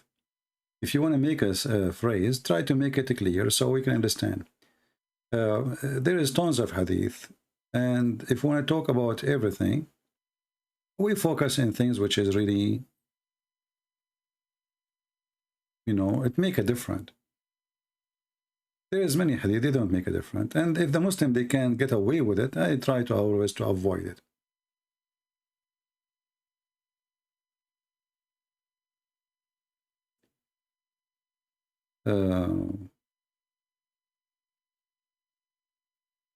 I mean, look at this. We are showing them a hadith in their website, and the hadith is so clear, and they are saying I fabricated. Imagine. And At-Tirmidhi is a book of Sahih. I fabricated. And then they, in order to fix it, they say there's the wrong interpretation. There's no interpretation for this. It's very simple. What interpretation? White offspring, black offspring. Black go to hell, white go to heaven. Allah, He made decision. White is created from the right shoulder. And right shoulder always in Islam is the right hand of Allah. Allah have two hands, both of them they are right. Did you ask yourself why? Why Allah have two hands and both of them in the right side? Because Allah, there's no way Allah will have right hand. And this is telling us how stupid Muhammad is. You know, he keep telling them that the left hand is the hand of shaitan, the left hand is bad, the left hand is ugly, the left hand. Now has God have hands? So when they ask him, okay, what about Allah? Do Allah have left hands? Muhammad, he have to come with a solution. So he come with a God who have two hands and both of them are right hands. I mean, do you see even how silly, how stupid this picture is? Imagine you see a man, both his hands are in the right side. But look what Muhammad did. If you make his hands in the right side, still he have left shoulder. Is Allah round?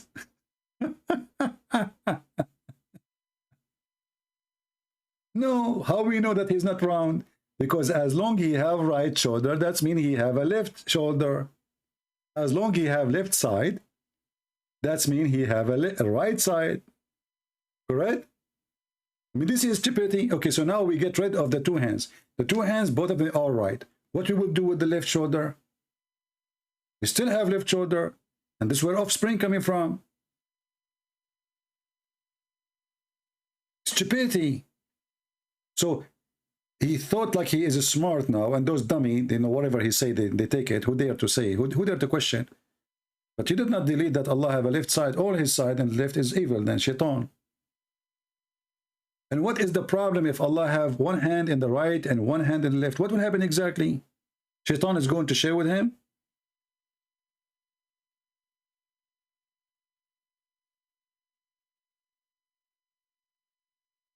This is a religion of those who they are stupid. If you are stupid, you take it. And as you see, this is Sahih. They cannot say this is, huh? It says Sahih. Sahih.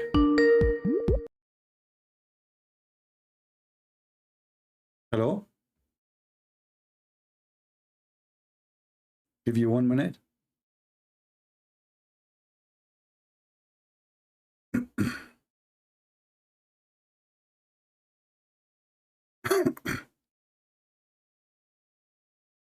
هو يعرف عربي احسن من عندي. يلا روح. اسمه امير المسيحي يحكي وياك. مين هذا؟ Just talk with him. هلا هلا شو اخبارك؟ اهلا وسهلا. شلونك؟ زي ما قال لك الامير المسيحي. اهلا وسهلا. اوكي. Hold the phone. يلا. Here you go. Talk with him على الدين المسيحي والاسلامي. هو يعرف احسن من عندي. روح. اوكي شفت وياك. احكي على الدين. منو الدين الحقيقي؟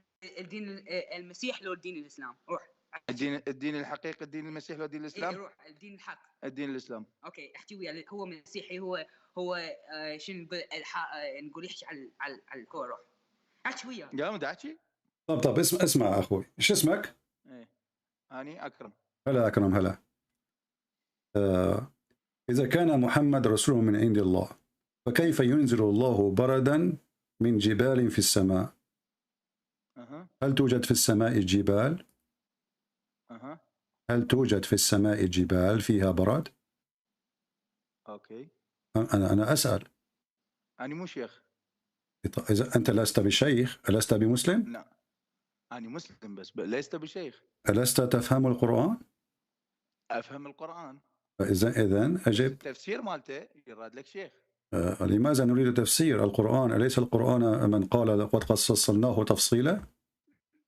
اي لقد فصلناه تفصيلا.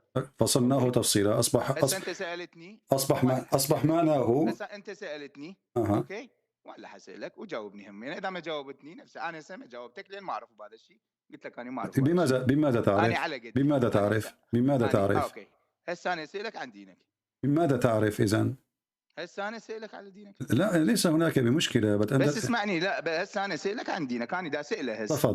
تفضل. وهو ما يجاوبني. تفضل. قلت له اوكي منو ربك؟ المسيح. المسيح.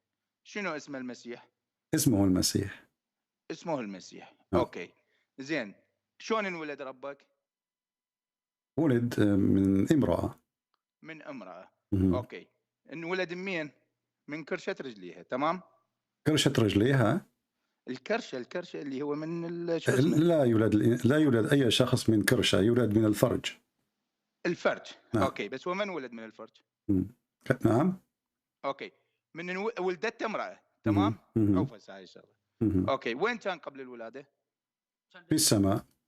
اوكي اكو رب بالسماء ما يقدر ينزل على الارض بدون ما يولد؟ يقدر. ليش ما نزل على الارض بدون ولادة؟ Guys, just to let you know, I'm speaking to him in Arabic because he don't speak English, so I'm speaking to him in Arabic. Just excuse me. So اسمع. تليفوني مكسر. اوكي طيب شلون ما يقدر يخلق نفسه؟ اسمع، أنا سوف أتعاطى معك بنفس المنطق. هل يقدر أو لا يقدر؟ هذا السؤال صح؟ صحيح. هل يقدر الله أن يأتي إلى الأرض على صورة الإنسان؟ روح احكي. نعم يقدر. هل يقدر الله أن يولد من امرأة؟ يقدر. إذن ما المشكلة؟ المشكلة الله زين من نزل ما يحتاج ينولد ولا يولد ومن قال أنه يحتاج؟ ومن قال لك اسمع ومن قال لك أنه يحتاج؟ ومن قال أنه ميت؟ اوقف خليه يحكي. خليه يحكي اول. ومن الذي قال لك أن المسيح ميت؟ ما كلها الناس تقولون المسيح. المسيح صلب ولكنه حي. احنا نقول حي عند الله سحبه للسماء. إذن الذي لا يموت، قصدك الذي لا يموت هو الله، صحيح؟ الله سحبه للسماء. أنا أسألك، الإنسان يموت صحيح؟ هل المسيح حي أم أنه ميت؟ الله سحبه للسماء. هذا ليس السؤال، هل هو ميت أم هو حي؟ الله سحبه للسماء. بس هذا ليس السؤال، هل هو ميت أم هو حي؟ ميت. كيف يكون ميت وهو في السماء؟ على الأرض ميت بس بالسماء موجود. كيف هو على الأرض ميت؟ مثل ما الرسول موجود بالسماء. هل هو موجود على الأرض؟ هو أنت تدري كل زين. هل هو موجود على الأرض؟ احنا عندنا هو نبي. أخي العزيز لا تغير الموضوع. هل هو موجود على الأرض؟ من هو؟ المسيح هل هو الآن موجود على الأرض؟ نو. إذن هو في السماء. هو عند الله على حال الأنبياء. ليس على حال الأنبياء. رسولك قال أنه أبدا هذا غير صحيح. رسولك قال أنا أول. اسمع. رسولك قال أنه أول من يقوم يوم القيامة من القبر. إذن كل الأنبياء يوم القيامة يقومون من القبر، ولكن المسيح لن يكون في قبره، فالمسيح الآن في السماء. فإذا رسولك مات، موسى مات، إبراهيم مات، كلهم ميتون. أنت القرآن قال أنت ميت وهم ميتون. هل تنكر؟ أنت ميت وهم ميتون. بالضبط. المسيح حي لم يموت. روح عند الله وفقا للقرآن. حسنا، لماذا هو عند الله ورسولك ليس عند الله؟ عند الله. لماذا رسولك ليس عند الله؟ لا هو عند الله، هم اثنيناتهم عند الله حيين. أعطيتك آية تقول أنه ميت ليس بحي. نو حيين عند الله بس بالأرض ميتين، أجسادهم بالأرض. هذا كلام أطفال ليس فيه حقيقة. هل لديك برهان؟ هل لديك برهان؟ أنت تقول no. Do you speak English? No. So don't say no. لا تقول no. Speak only Arabic. Speak Arabic only. Okay. اسمع. أعطني دليل على أن الله محمد حي عند الله. شلون؟ أعطني دليلك أن محمد حي عند الله. وأعطيني دليلك أنه عيسى حي عند الله. بسيطة. هذا هو القرآن يقول. أنت ما تتبع القرآن، ما لك شغلة بالقرآن. أنا لا أتبع القرآن، أنا أعطيك من كتابك. المسيح في كتابي. هل تؤمن بكتابي؟ أنا أؤمن بكتابك بس أنت ما تؤمن بكتابي. لا أنت لا تؤمن بكتابي. لما الكذب؟ أنا أؤمن بالكتب الأربعة السماوية. لا تؤمن. كتابك مو اللي حاليا مو إذا لا تؤمن. اسمع، أليس القرآن قال إذ قال الله يا عيسى إني متوفيك ورافعك إلي؟ ما معنى متوفيك؟ متوفيك يعني توفى بالأرض ورفع إليه مثل حال كل ميت. إذا حينما قال القرآن أن المسيح قد شبه به قد كذب القرآن. شلون؟ حينما قال القرآن أنه قد شبه بالمسيح فقد كذب القرآن. شلون شبه بالمسيح؟ شبه به حينما صلب. أنت وافقت الآن. أنت الآن وافقت. سألتك ما معنى متوفيك؟ قلت متوفيك معنى أنه مات على الأرض. صحيح؟ متوفيك هم أجسادهم بالأرض، أرواحهم بالسماء. يا أخي طب متوفيك معنى إنسان توفى. صحيح؟ توفى بالأرض. كلنا توفينا بالأرض. كلنا انسحب إلى اسمع. أنت حين تتوفى لا تغير الموضوع. أنت حين تتوفى هل تتوفى ويبقى جسدك على الأرض؟ حينما تتوفى هل يبقى جسدك على الأرض؟ لا يبقى على الأرض؟ لا. تطير في السماء؟ لا. أنت طائر عصفور؟ لا. أنت فعلا عصفور طنبور؟ نعم. كيف تقول نعم؟ أنت عصفور؟ لا. طيب أنا أسألك حينما يتوفى الإنسان هل يبقى جسده على الأرض أم أنه يطير؟ لا. This guy keeps saying to me no, doesn't matter what I say. لماذا تقول لا؟ ما راح نتفق. حبيبي احكي وياه حبيبي. ليش لا؟ تعال احكي. ليش وران؟ تعال احكي اركم. He run away. واي. تعال احكي. كمل. يقول لي عيسى. خل احكي. ما موجود. ابويا تعال احكي وياه. هذا أبوك؟ This is your father? أخي. Hello. Is he your father? No, he's my father's brother. This is my father. يلا احكي وياه. Put this in your ear. Okay, احكي وياه. السلام عليكم. أهلا وسهلا. شو أخبارك؟ يا أهلا وسهلا. من أي جنسية أنت؟ أنا من هذه الأرض الطيبة. كليتنا على هذه الأرض الطيبة. طيب أخي العزيز، أخبرني عن محمد. لماذا أنا محمد؟ أسألك أنت من أي أرض؟ عوف محمد عليه الصلاة والسلام. أنا من أرض الرب الواسعة التي خلقها. ونعم بالله. بس من أي بلد؟ لا يهم. شوف أنت إذا ظل متراوغ بالكلام أنا ما أقدر أحكي لك. عيب. أنا لا أتراوغ. أنا لا أتقدم إلى وظيفة عندك لتسألني من أين أنت ومن أين أتيت. أنا من العراق. اسمح لي حبيبي، أنا وسام من العراق. هلا يعني شو أخبارك؟ شلونك عيني شلونك؟ شفت أنا أحسن أحسن من عندك. أنا أقدم أنت أحسن مني، ولكن هل أنت أحسن مني؟ أنا رسول الله محمد. أنت رسول الله محمد؟ نعم. ليش قلت هيجي؟ من أين هو محمد؟ أخبرني. أين ولد محمد؟ أين ولد محمد؟ أين ولد محمد؟ عليه الصلاة والسلام. ولد في مكة. وقلت له جاوبني. ما هو الدليل؟ أين هو الدليل أنه ولد في مكة؟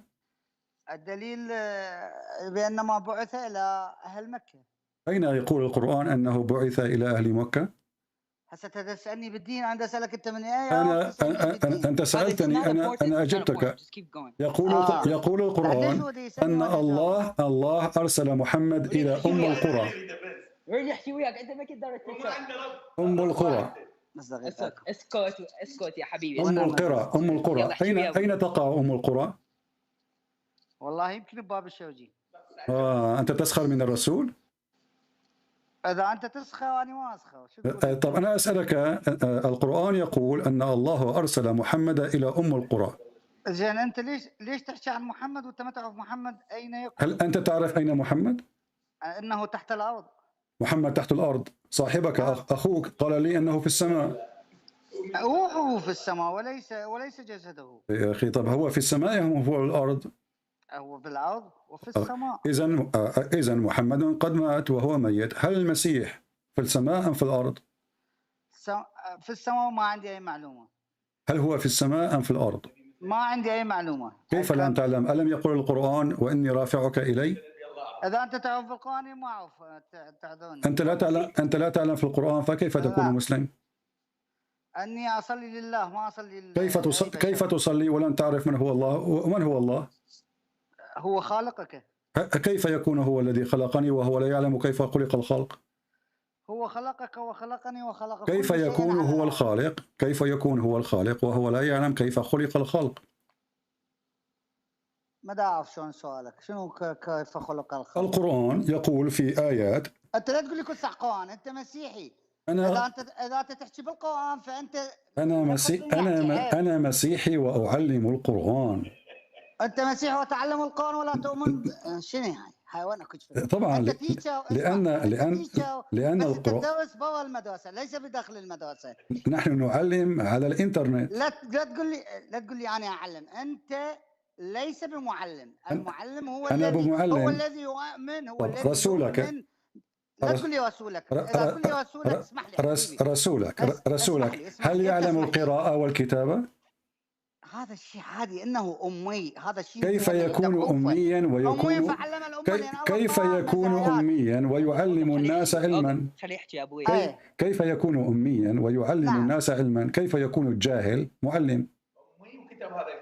لان الله اعطاه ميزه خلاه انه امي يعلم الامه. اوكي، الله اعطى محمد فيزا لكي يعلم، لكنه قام يسخر. انا ما متجاوز عليه ودا يسخر. انت من قلت فيزا. لست انا لم اقل فيزا، انت قلت فيزا. ما في مو فيزا، انا ما قلت لك فيزا. لكن قل له امي وانت خريج شنو واكتب كتاب مثله. انا خريج من كل انا خريج حقوق واعلم الشريعه. اوكي. معي شهادات في الشريعه الاسلاميه. من انت؟ يعني انت سوري هسه طلعت. فاذا انت لا تعلم في القران شيء ولا تعلم في دينك، انت فقط مسلم جاهل. اوكي، يعني هسه انت سوري. اذا انا جاهل وانت مسيحي تعلم الناس الدين مالتهم، ليش تتدخل بالدين مالتهم اذا انت مسيحي؟ لماذا تدخل محمد في ديننا؟ الم يسبنا في القران؟ الم يسخر منا؟ لا. الم يقل محمد لعن اليهود والنصارى؟ لا. انت تكذب. انت تكذب. أنا أعطيك الدليل. أنت لا تعطيني دليل. أنا أعطيك الدليل. أنت الذي أنت الذي اسمع. إذا ما أعطيت محمد إنه كاذب ومحمد صنديق ومحمد كذا وأنتم الذي صناديق وكذابين يا أخي. عيب. اسمع. إذا أعطيتك أنت ما تعرف شو هسه. أنا ما تجاوز عليك. دعنا لا نسب. أنا قلت هذا طبعك في الحياة. أنا قلت أنت كذاب لأن لدي دليل. إذا أعطيك الدليل أن محمد سبنا وشتمنا ماذا تفعل؟ ما حسبكم ولا حشتمكم. طيب إذا أعطيتك الدليل الآن وابنك تعطيني كل دليل. دليلك كذب. كيف يكون دليلي كذب وهو من كلام محمد؟ لا من كلامكم هذا أخي وليس من كلامكم. حديث محمد وليس بحديث محمد. هذا كلامكم أنتم الصنادقة. هل تعلم من هو الزنديق؟ أنتم الصناديق. من هو الزنديق؟ وتحرفون الإنجيل. اسمع. قال محمد هذا صحيح البخاري يقول عائشة. عوف البخاري يا صنديق. أنت صنديق. لا تلمس البخاري ولا تتكلم عن البخاري. لماذا؟ البخاري أنت وجدك وأبيك يعني كلكم ما تروحون فدوه الى الاصفر. البخاري. شنو ما تروحون فدوه طيب البخاري؟ هذا الانسان كان معتدلا. انتم ليس معتدلين. طيب اسمع انتم ليسوا معتدلين نهائيا. طب اسمع هذا ماكو اسكت. اسمع واحد كذاب. اسمع. هو ما كذاب. الكذاب الذي لا يريد ان يقرا البخاري. البخاري كذاب. الكذاب. انت شتمت البخاري. شوفك الحديث بالبخاري. انت شتمت البخاري. مو حديث بيكذبون. هذا انا شوفك. هذا البخاري يقول بابا لعن الله اليهود والنصارى. هو متزوج عائشه، هذا كذب. من هي كانت 6 سنوات، هذا كذب. لا مو كذب، انت كذاب. خلاص سد التليفون. ما سد التليفون. ليش انت مو محشي وياه بعدين باوت ما لنا دخل بك. احكي وياه. لا محشي وياه. اسمع يا اخي العزيز انا احنا كلنا كذاب. اخي العزيز اسمع يا عزيزي. اسمع يا عزيزي. لا داعي للشتم. لا داعي للشتم. اقنعني. طفي محشي وياه اقول لك لا تعاند. اسمع. البخاري يقول. هذا اصلا هو ايش قال مو صح. البخاري يقول محمد كذاب فانه هو كذاب. اوكي خلينا شوفنا الحديث حبيبي. شوفنا الحديث على الشاشه. لعن الله اليهود والنصارى. ايش قال؟ هذا حديث بالبخاري. البخاري ومسلم. لعن الله اليهود والنصارى. والحديث امامك. ماما تعالي احكي وياه. كلوز بليز. اوقف واخروا. شو تريد؟ اوكي تعال احكي. اركم تعال احكي. اوكي اخذ تعال. يغلط وكذا وكذا. ما قاعد يغلط. ايش قاعد يقول؟ الو هلا. الو اخي العزيز. نعم احكي. بس وينك؟ اسمعني. انت بس اسمعني اخي العزيز. تفضل. الو تفضل. شو اسمه هو؟ امير المسيحي اسمه. نو جس امير لان مو مسيحي. هو المسيح ما يحجون هيك. المسيح ما يحجون. اوكي تفضل. المسيح مؤدبين اكثر منه. اوكي. طب اذا كان المسيح مؤدبين، هل كان رسولك مؤدب؟ رسولي أأدب منك ومن الخلاق. كيف يلعن ويسب؟ إن كان هو مؤدب. بس أقول لك شغلة يا عزيزي. إن كان رسولك مؤدب. أنا أمام الدليل. كل خير صار ساعة محترميك. أنا على أبوك لو الطياح الله حظك. كان ما أقدر أسب النبي الله زين عيسى زين لأن هو بقرآني والنبي عندي. طيب اسمع. محمد ابن كلاب. No, that's disgusting. But hey, don't spit on my screen. Don't you dare. You're gonna buy me a new one. What's wrong with you? You're gonna buy me a new one. Don't spit on my screen. What's wrong with you? Can you read the hadith? No. Why not? No, because he's طايح. What does that mean? لأن هو بشر طايح سخيف. بس السر.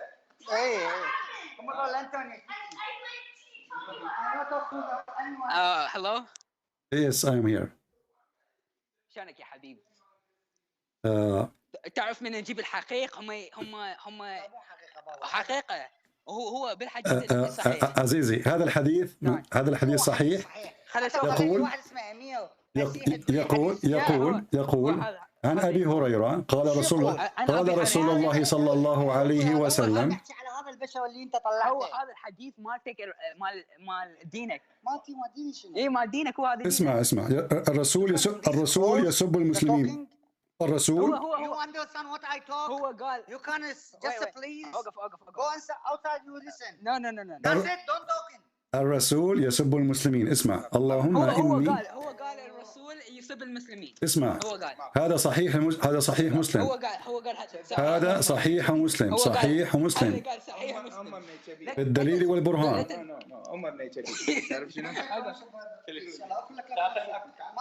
اللهم إنما أنا بشر فأيما رجل من المسلمين سببته أو لعنته أو جلدته فاجعلها له زكاة ورحمة. Hello? Did they hear it? Well, my friend, thank you for bringing your family. I understand that you are an ex-Muslim and you are trying to make them leave Islam too. But I made them very angry. I can't tell, you know. Well, nah, don't worry. That was fun. Yeah, but you see, I mean, why he don't want to read? He asked me for the proof. I put the proof in front of him. He started cursing me and calling me names. So they, in order to run away. I'm gonna go with them. They will leave the house. They are leaving the house, run away. They left the house. They left the house. They left. They left the house. And this is your dad and your uncle, right? And your mom. Yeah, no, it's my dad and my uncle. My mom just came. Yeah, I'm sorry if I was like a little bit tough on him. I don't mean to be, you know, but no, that's good because I speak English very well and my Arabic is broken. So like I know you're live. I saw you live, so I decided to call you immediately. You know. Yeah. Because they want to this is my uncle. He keep cursing about Christianity. I'm a Christian, you know. So he keep cursing Christianity. He said my God died. He keeps saying that. So I say, come to talk to someone who's more knowledgeable than me. Come talk. Yeah. Well, you know, your God died, but he is in heaven. How would that work? You know. And his prophet is dead, and he was stinking when he died. You know. And the funny is, the second we try to show them the reference, they don't want to read it, and they start cursing me and they start saying, insulting, saying, Al-Bukhari is better than you. Is a Bukhari? Bukhari is a scumbag. Yeah. So look. I showed them the hadith. He said this is kidnap. This is a lie. So I showed them the hadith in Bukhari where Muhammad married a 6-year-old, right? Yeah. And they say this is a lie. Like, what is this? They deny even Bukhari if it embarrassed Muhammad. Even if it embarrassed Muhammad, they deny it. Yeah. What type of people is this? I don't know. Well, my friend, I really admire you. I mean, you are doing a great job. You are brave, and I admire that you are trying bring your dad, your mom, your father, you know, your uncle, the whole family to see the truth. And we pray. I'm gonna bring my mom next time. Anytime, my friend. I will be happy to have you. I'm glad to know. Is my mom here? I'm gonna ask her. She left. All my right. mom left. All right, next time. And I try my best to to speak slow in Arabic so they can understand me, because usually I speak fast in Arabic. But yeah, just next time, I guess be more respectful, I guess. Because when I talk to them, I like to talk to them. I don't like to curse Muhammad. I did not. For me, Muhammad is a scumbag. I cannot, Yeah, cannot, me too. I cannot hold it. Me too. Yeah, you see. He's a scumbag too. But me, I try not to curse. I try not to curse him. I did not curse him. I just said he is a liar. I did not curse. I never use a bad language. I never use any bad language. It was your uncle, I think. Your uncle. He spit on my phone. He spit on my phone, bro. He spit on my phone. He spit at your phone. Okay. Yeah. He's gonna break my headphone. All right, my friend. Well, thank you very much for calling. It was fun. We hope soon they will listen more and they will see the truth. Never give up. Never give up. I don't give up. All right. I try to tell them the truth. They make fun. All right. And then he want to say the gospel is mahroof. Even in your Quran, the gospel is not mahroof. And even if the gospel, as they say, it is muharraf, that's mean that Allah is stupid, because he is the one who said the gospel. So this is the problem of Allah, not my problem. Yeah. You hear him, right? He said Allah sent the 4 books, right? Yeah. You hear him. Yeah. So if those are the book of Allah, and then Allah don't want to protect them, so what's my problem? I don't live forever. I'm a person who will live 60, 70, 80 years. I will die, right? And then I cannot protect the book. The God who sent the book who protected. So why Allah want to protect the Quran? Don't want to protect the gospel he sent? That is even more stupid. Anyway, my friend. Can you post that clip with subtitles for me? Can you post it with subtitles? About what? You mean your recording? No, like my parents, my dad and my uncle. Yeah. Okay. Well, I will try later to just record it and post it again in YouTube. In subtitles, with subtitles. A subtitle, that will be a hard job for me. I don't have time. Maybe you can. Maybe you can add subtitle. All right. All right. Thank you. Okay, my friend. Take care. Yeah, the problem, you know, this is his, you know, his father, his mother, his uncle, you know. And they get really so angry, you know, they get really, really angry, and they start calling me names. And as you see, he spit at the phone of his son. Now his son, he left Islam, he became a Christian. And he is trying, and I think he come, I don't know, as I remember, I think he come a Christian after he listened to me and called me. As I remember, he can correct me if I'm wrong. And now he's trying to, you know, to make his family wake up, his mom and his dad and his uncle. But I can tell they are like old generation, and it's very tough to speak to them. But what we can do? You know? The funny, I said to him, let me show you the reference from Sahih al-Bukhari. He says Sahih al-Bukhari is honorable, not like you. And you are not a Christian. Christians are nice people. So Christians are nice people. Why you want to kill them then? As long as we are, so you see the Islam, the stupidity of the religion. When you are not exposing Islam and the Muslim taking your land, humiliating you, then you are a good Christian. The second you stand against this garbage cult, you are a bad person. It's a very difficult job, not for me. Nothing difficult for me. If they stay, if they are really consistent and they're there, they will leave Islam in a few hours.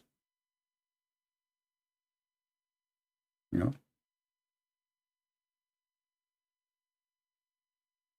Any one of you, actually, if you can download this part and then post a video about it with subtitle, the one who knows, I see some of you were translating. So download this part. And because he is trying to share it with his relatives, you know, he want to share it with his relatives, the ones even who don't speak Arabic. So he is doing his, he's working hard to make his families accept Christ. He is the only one in the family, I think, he's a Christian now. And actually, he's very brave. I mean, this guy is standing in front of all his family, and he is telling them Muhammad is a fraud. He is, you know, this is very, very, a very admired person. Yeah.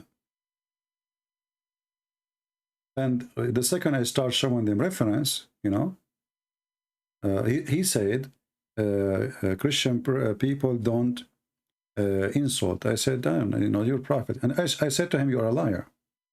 I'm not insulting. He's saying, I'm not saying the truth. I said, you're a liar. This is what it says. So then he starts saying, Christian people don't insult. I said, well, your prophet, he insulted the Christian, he insulted the Jews, he called them names, and even he insulted Muslims. As you see the hadith in front of you, I still have it in Arabic, but let me put it in English. Muhammad, he claimed that when he insulted Muslims, and he even beat them, he beat them up. He put condition in his God that anyone he insult him or he did beat him, that is going to be a blessing for him. Yeah, and when I start going like tough with the proofs, he starts using the word, the shit word, you know. But it's okay. And you know, just because he is, for the sake of his son, actually, I was being extra patient. I did not hang up. Yeah.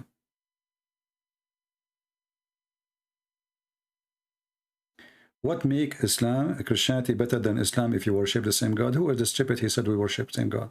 Give me his name. Give me the name of the stupid person who said to you we worship the same God. Who is the donkey he said that to you? And people, they say hilarious stuff, you know. So we keep saying Allah is the moon God, and Allah is a fiction God, and he is a pagan God. And then you say to me, what a different? And they say to me that we worship the same God. What's wrong with you? Do you listen from your toes or your nose? Either way, you don't listen.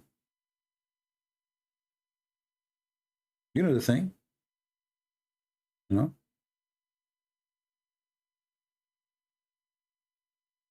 Yeah. We worship the same God. Oh, in the world. Only the foolish people, they say that Christians and Jews and Muslims, they have they are Abrahamic. That is a big fat lie. They are not. Is it talking about Islam in Arabic? Well, Arabic for me, you know, Arabic is my first language, so I can say I am 100 times more powerful in Arabic, speaking Arabic, than speaking in English. Because most of the time I'm trying to say, express something, I will be very short in words. You know, my English is not really that much. It's enough, I mean, to do what I'm doing. But in Arabic, for sure, it's fun. You know, for me, it's easy, very easy. Even though they are rude and they are savage and, you know, but I mean, I know how to deal with them. I'm a Middle Eastern. I'm not coming from the moon. I know how to put somebody in his place if you want to go rude.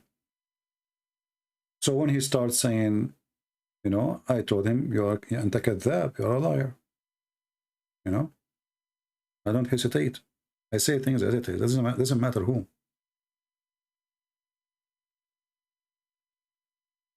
Actually, he himself, he called him, his uncle, I think, he's talking, he told him, you are the liar. He told his uncle, you are the liar.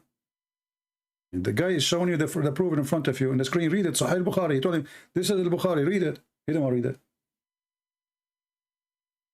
And then he told him, this is his Bukhari, he's making it up. It's not real. You know?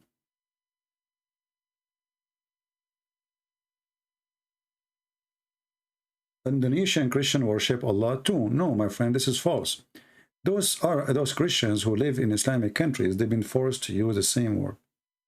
However, we always advise any Christian who read the translation of the Bible using the word Allah to delete that word immediately and not to use that word. That is a false word. That is a false word. No Christian should use it.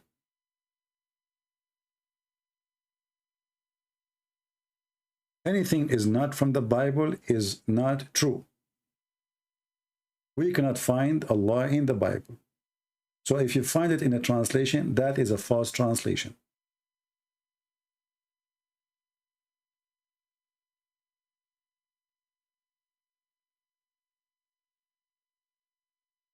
And don't call him a kid. He is a man. He is a brave man. Why you call him a kid? Do you know his age? He's a brave man.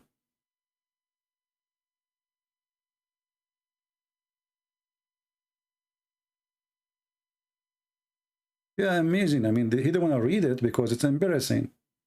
So the only way for them to escape the embarrassment is to spit at the phone and start saying rude words and to run away. They left the house. You know, they left the house. They don't want to continue in the conversation. If they are sure of their belief, they will say, okay, show us. We challenge you. You know, you said to me, I'm a liar. Okay, show us. And then I have to show you. If I do not show you, as you see, I have it on the screen. Muhammad, he beat people. He cursed people, and he claimed that he put condition on Allah. Have you ever heard of somebody, a man, he made a condition with his God that anyone I curse him, you give him some reward? Anyone I whip his back? This guy, even he's beating people unjust. This is what it's meant here. Because he's saying, I'm just a human. People are upset. What kind of a prophet is prophet? Imagine Jesus is beating his disciples unjustly. Not only he is violent, he is beating them unjustly, and he is using bad language. It says لعنته وسببته.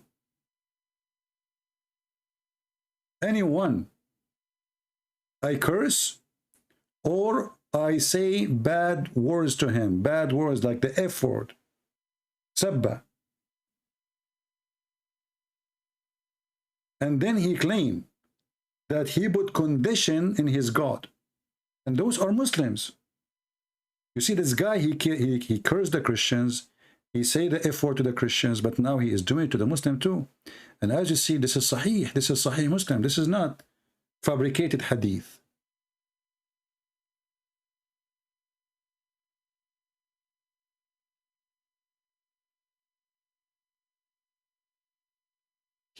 If you read the title, because a Muslim might say to you, no, those people, they deserve to be cursed. They deserve to be beaten.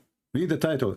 Chapter, whomever is cursed, reviled, or prayed against by the Prophet, when he does not deserve that.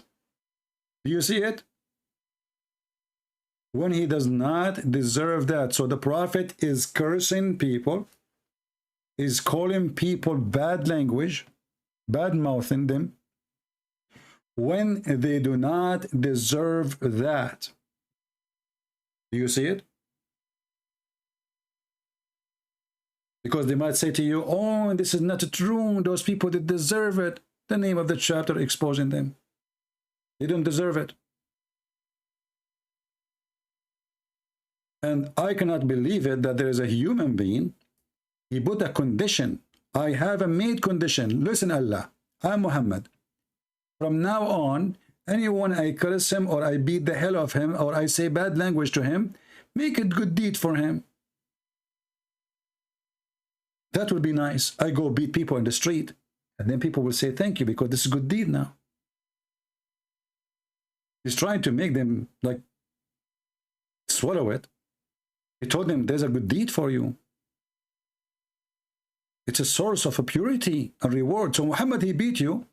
Muhammad, he said the F word to your mother. That is a source of a purity. Have you ever heard of a religion like this?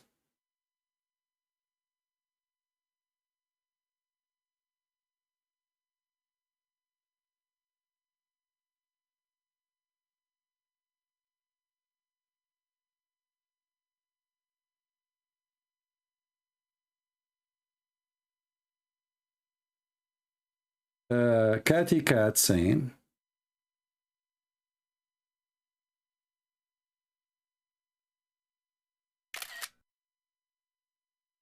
thank you, Catty Cat.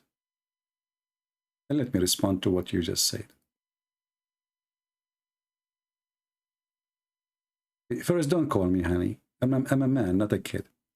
You need to understand that this approach is not welcoming. Being rude with people turn people away. Jesus would rather try to understand them. Well, Catty Cat, do you know, my sister, how many thousands of Muslims left Islam because of me? So who is the idiot who told you it doesn't work? Secondly, who told you that Jesus was not rude? Isn't it Jesus who called people hypocrite, sons of snakes, evil generation?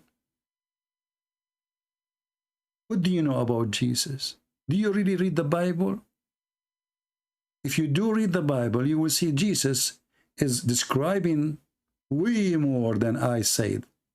Egypt is nothing. Stupid is nothing. Jesus called them the sons of the devil, the sons of snakes, evil generation. What do you know about Jesus? So those funny Christians, they think that Jesus, he used to hug everybody. He give me a hug. Do you want a hug? This is not Jesus. Jesus, he went to the temple and he flipped the table on those who, and he said to them, you made the house of my father a bazaar. What do you know about Jesus? And as long, Sister Catty Cat, you are too much of a cat.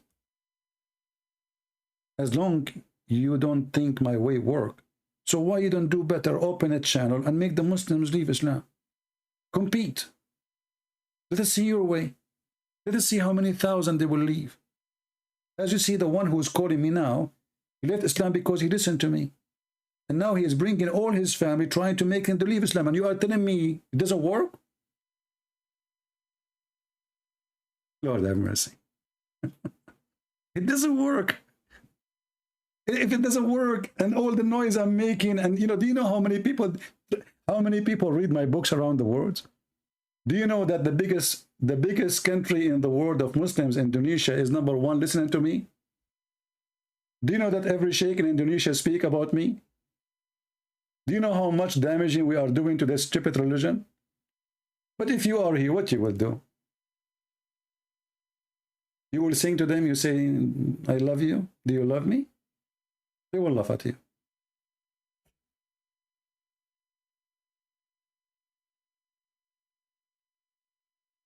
The Muslims, they think that when Christians actually they are nice, that is a curse from Allah.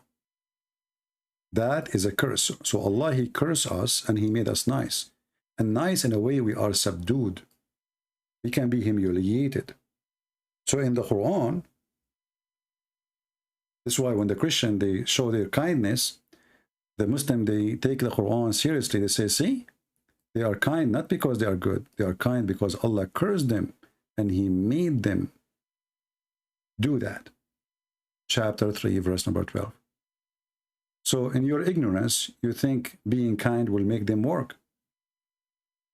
With my knowledge, I know that it's the opposite. And you know, one of the most silly thing I see, when somebody, he did not even make one Muslim leave Islam. And then he come to school me about how to talk to Muslim. Isn't it really weird? Just forget about her, okay? Just forget about the lady. I mean, she made this comment. But always I receive those comments. You know, people says to me, I think you should change the way, trust me. The reason I am scaring the hell of this Satan, because of my way. Straight, direct, honest, as it is. Don't do politics. We are sick of it. Never sugarcoat. Speak like Jesus. If you are proud of Jesus. Any priest who don't say things as it is, he is a scumbag. He's a false teacher. These days you ask them, what do you think about homosexuality? They don't dare to answer. What do you think about Islam? Oh, God love everybody. You know, we did not ask you if God love everybody or this is not the question. They do their best to avoid to answer because they are doing business. They don't want to be truthful.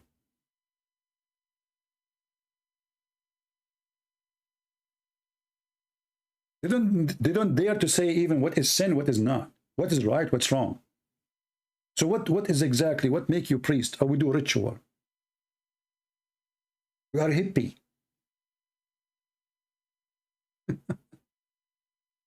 This is what the Lord, he warned us about. Don't listen to those people.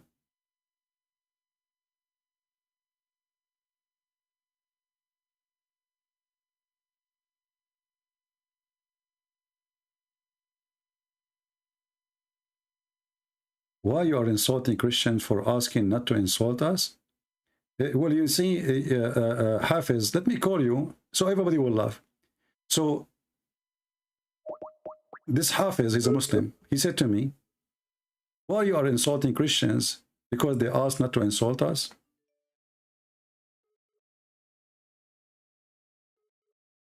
I think this is the same guy who, you know, the potato of the hadith. Let us call him.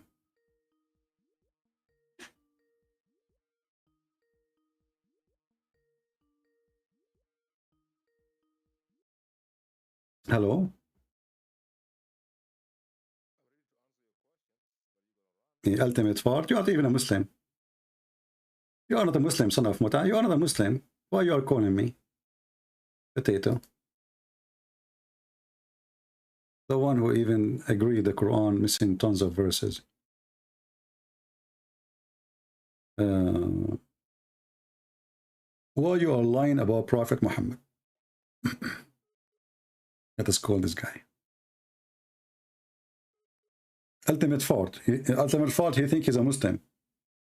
He's the only Muslim in the world who understands Islam. See, the funny is, when a Muslim, he says, why you are insulting the Christian for saying not to insult Muslims? I'm not insulting Muslims, you are insulting yourself. But just to show you how stupid you are, it is your prophet, he ordered the Muslims to insult every Christian.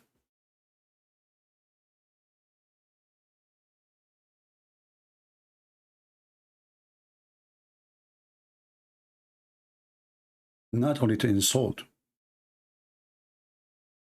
to humiliate and to harm physically. This is even if they pay the jizya. This is after they pay. If they don't pay, they will kill you anyway. So this is the command of Muhammad. Let us show you in the screen.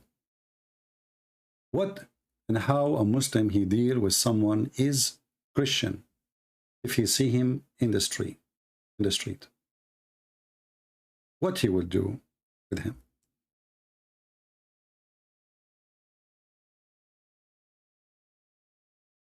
And this is Sahih, as you see. Muhammad, he said, don't greet the Jews and the Christians before they greet you. And when you meet any one of them in the road, force them to the most narrowest road, part of it. This is the sewage. In the side of the street, you see the translation here is false. It says, لا تبدأوا اليهود والنصارى بالسلام, which means the Muslims are higher. You know, they have always to greet you first. They are higher than you. They have to be subdued. They are the one that salute. You don't salute. And if you meet any of them in the road, you have to give them no position in the street. They don't walk like normal people, with the people of honor. They force them to walk in the sewage. The narrowest part of it is the sewage. In the side of the road, there's low ground where all the water from the houses come. Women wash dishes behind the door. There's a hole in the door or next to the door where the water go out. And this is exposed sewage. A Christian is coming by and a Muslim facing him from the other side. The Christian, he have to salute the Muslim and he have to jump, otherwise the Muslim will force him. And this is telling you how Muhammad is the best man. You see the best man? This is the best man.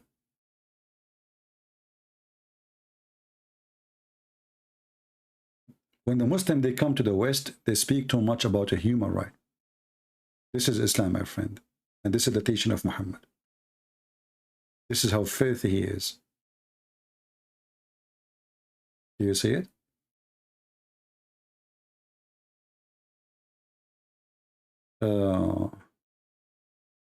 Can you show us the Arabic word sewage? There is no word here says sewage, but we know what it is. أضيق الطريق, the narrowest one. It's a road. How the road will have two roads? It's one road. So how you can have one road and the road is suddenly is narrow? There's a sewage in the size of the road. That is the narrowest part of it. The narrowest part of it.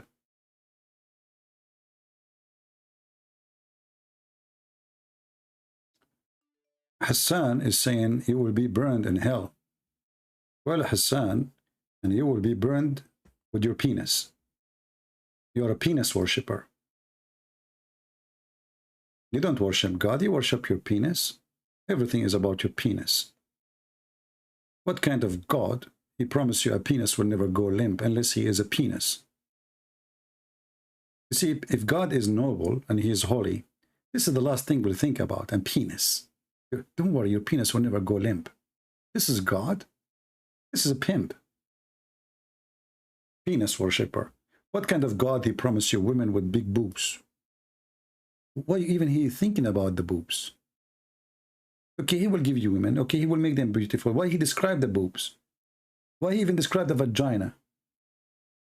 It doesn't work without describing them, like just to make you excited, just to make you die for him. Muhammad, he knew that you are a pervert. He knew who's going to follow him, the pervert one. And the pervert, they like to be pervert. I do not need to explain it. So let me talk to them about boobs. And then when we control the sexual organs, the brain will stop functioning because he's horny now. Fully breasted. Look at this Muslim translation. Every translation give you different translation. Fully breasted.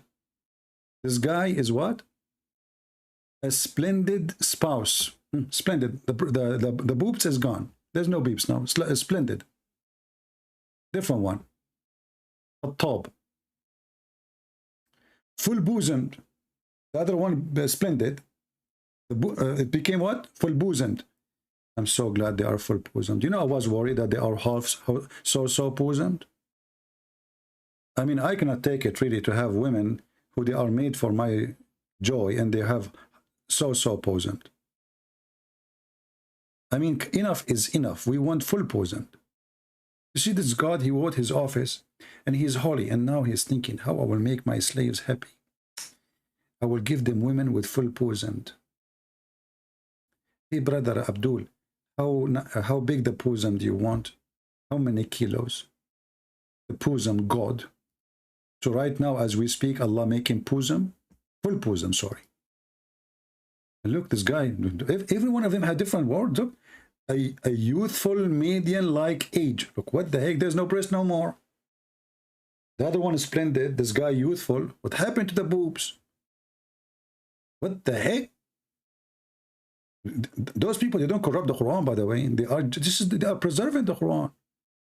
Full bosomed. The other guy, young youth. This guy is what? Let us go to Yusuf Ali. Hold on, Yusuf Ali. This is the word I like, which it would take me 10 years to learn how to read it.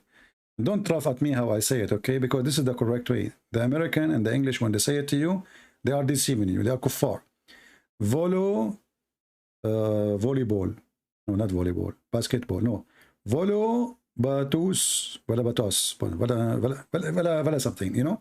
So Allah will give you volo, vala, bata, tatus, women. Who hate that? Finally, we will get vola, batatos, potatoes. Actually, this is potatoes. You know? Big potatoes. Big one. And the nipple, my brother, is going to be so huge. Round and beautiful. You know? And not only that, I heard, I don't know if this is a true rumor or not, that coming in you know, I-14 Veletibus is going to have a bounce like nipples, like, so like they are unbreakable. So like if you push your wife in the ground, in heaven, not here, she will not break. Like the nipples will not scratches, you know? So they are anti-scratches. So like they will make like sound like boing, boing, boing, boing, boing, boing. They are like bounced, you know, because they are like very flexible, you know. So this is God, and look, this God, and then a cup full to the brim, to the brim. I mean, how generous this God is to the brim. The cup, brother. I was worried, man. I was worried. It's not full for the now. What the heck is that? A cup full for the brim. What is that? Is that a bar? This is a bar. This is a sexy club. River of wine. Full boobs, their vagina, nobody touch it, nobody F it, excuse me. What the heck is that?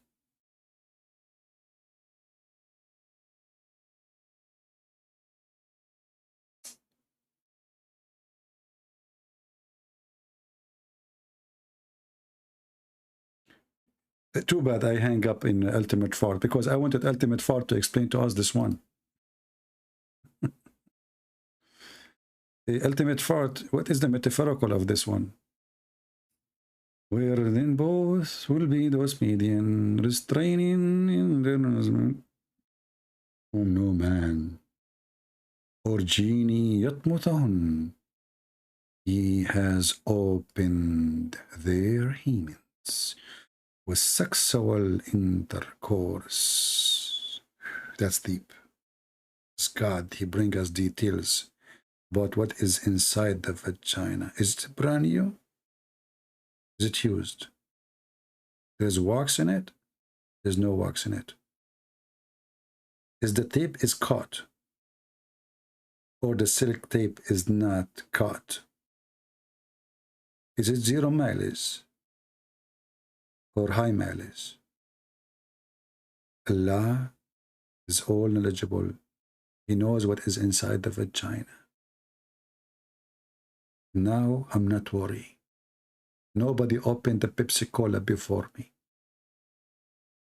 It's brand new. The gas is still there. This is religion? This is religion. The best man. The best man.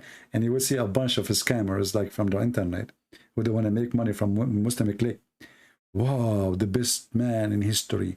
And the guy who opened his eye and he have his girlfriend with him.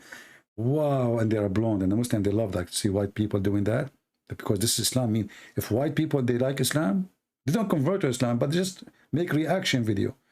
Wow, brother, look, those are white people, brother. Blonde, did you see the girl? She's a blonde, brother. I swear by Allah. Wow.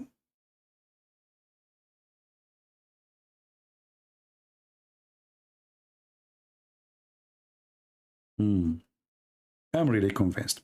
Anyway, guys, I think we have enough for today. If any of you download the video and you have add subtitle to the Arabic conversation, send me the link so we can share it, you know, like I will post it in Patreon, so our friend here who brought his family who speak Arabic, he can download it or he can share it. I want to say thank you all for being here. We pray to the Lord to forgive those Muslims who were cursing me today. I don't hate them and I will never hate them. They are poor people, you know, they are being lied to, they are being fooled. And obviously Muhammad is the problem. It's not them. People, they are born in this religion, they think they are right. And they struggle to hear the truth. But the truth is coming. All days is over. It doesn't matter how much you try to fight it. You cannot stop it no more. This is why we encourage all of you to download my videos, share them, tell your friends about them. I have a lot of books, it's for free in many languages. See which language is yours and download and share with your family, your friends. Educate yourself, educate your family. And all my videos for free. Feel free to use them. Add subtitle in your language, in your whatever your language is. Save your people. Education is what we need. We do not need war with the Muslims. We do not need to kill each other.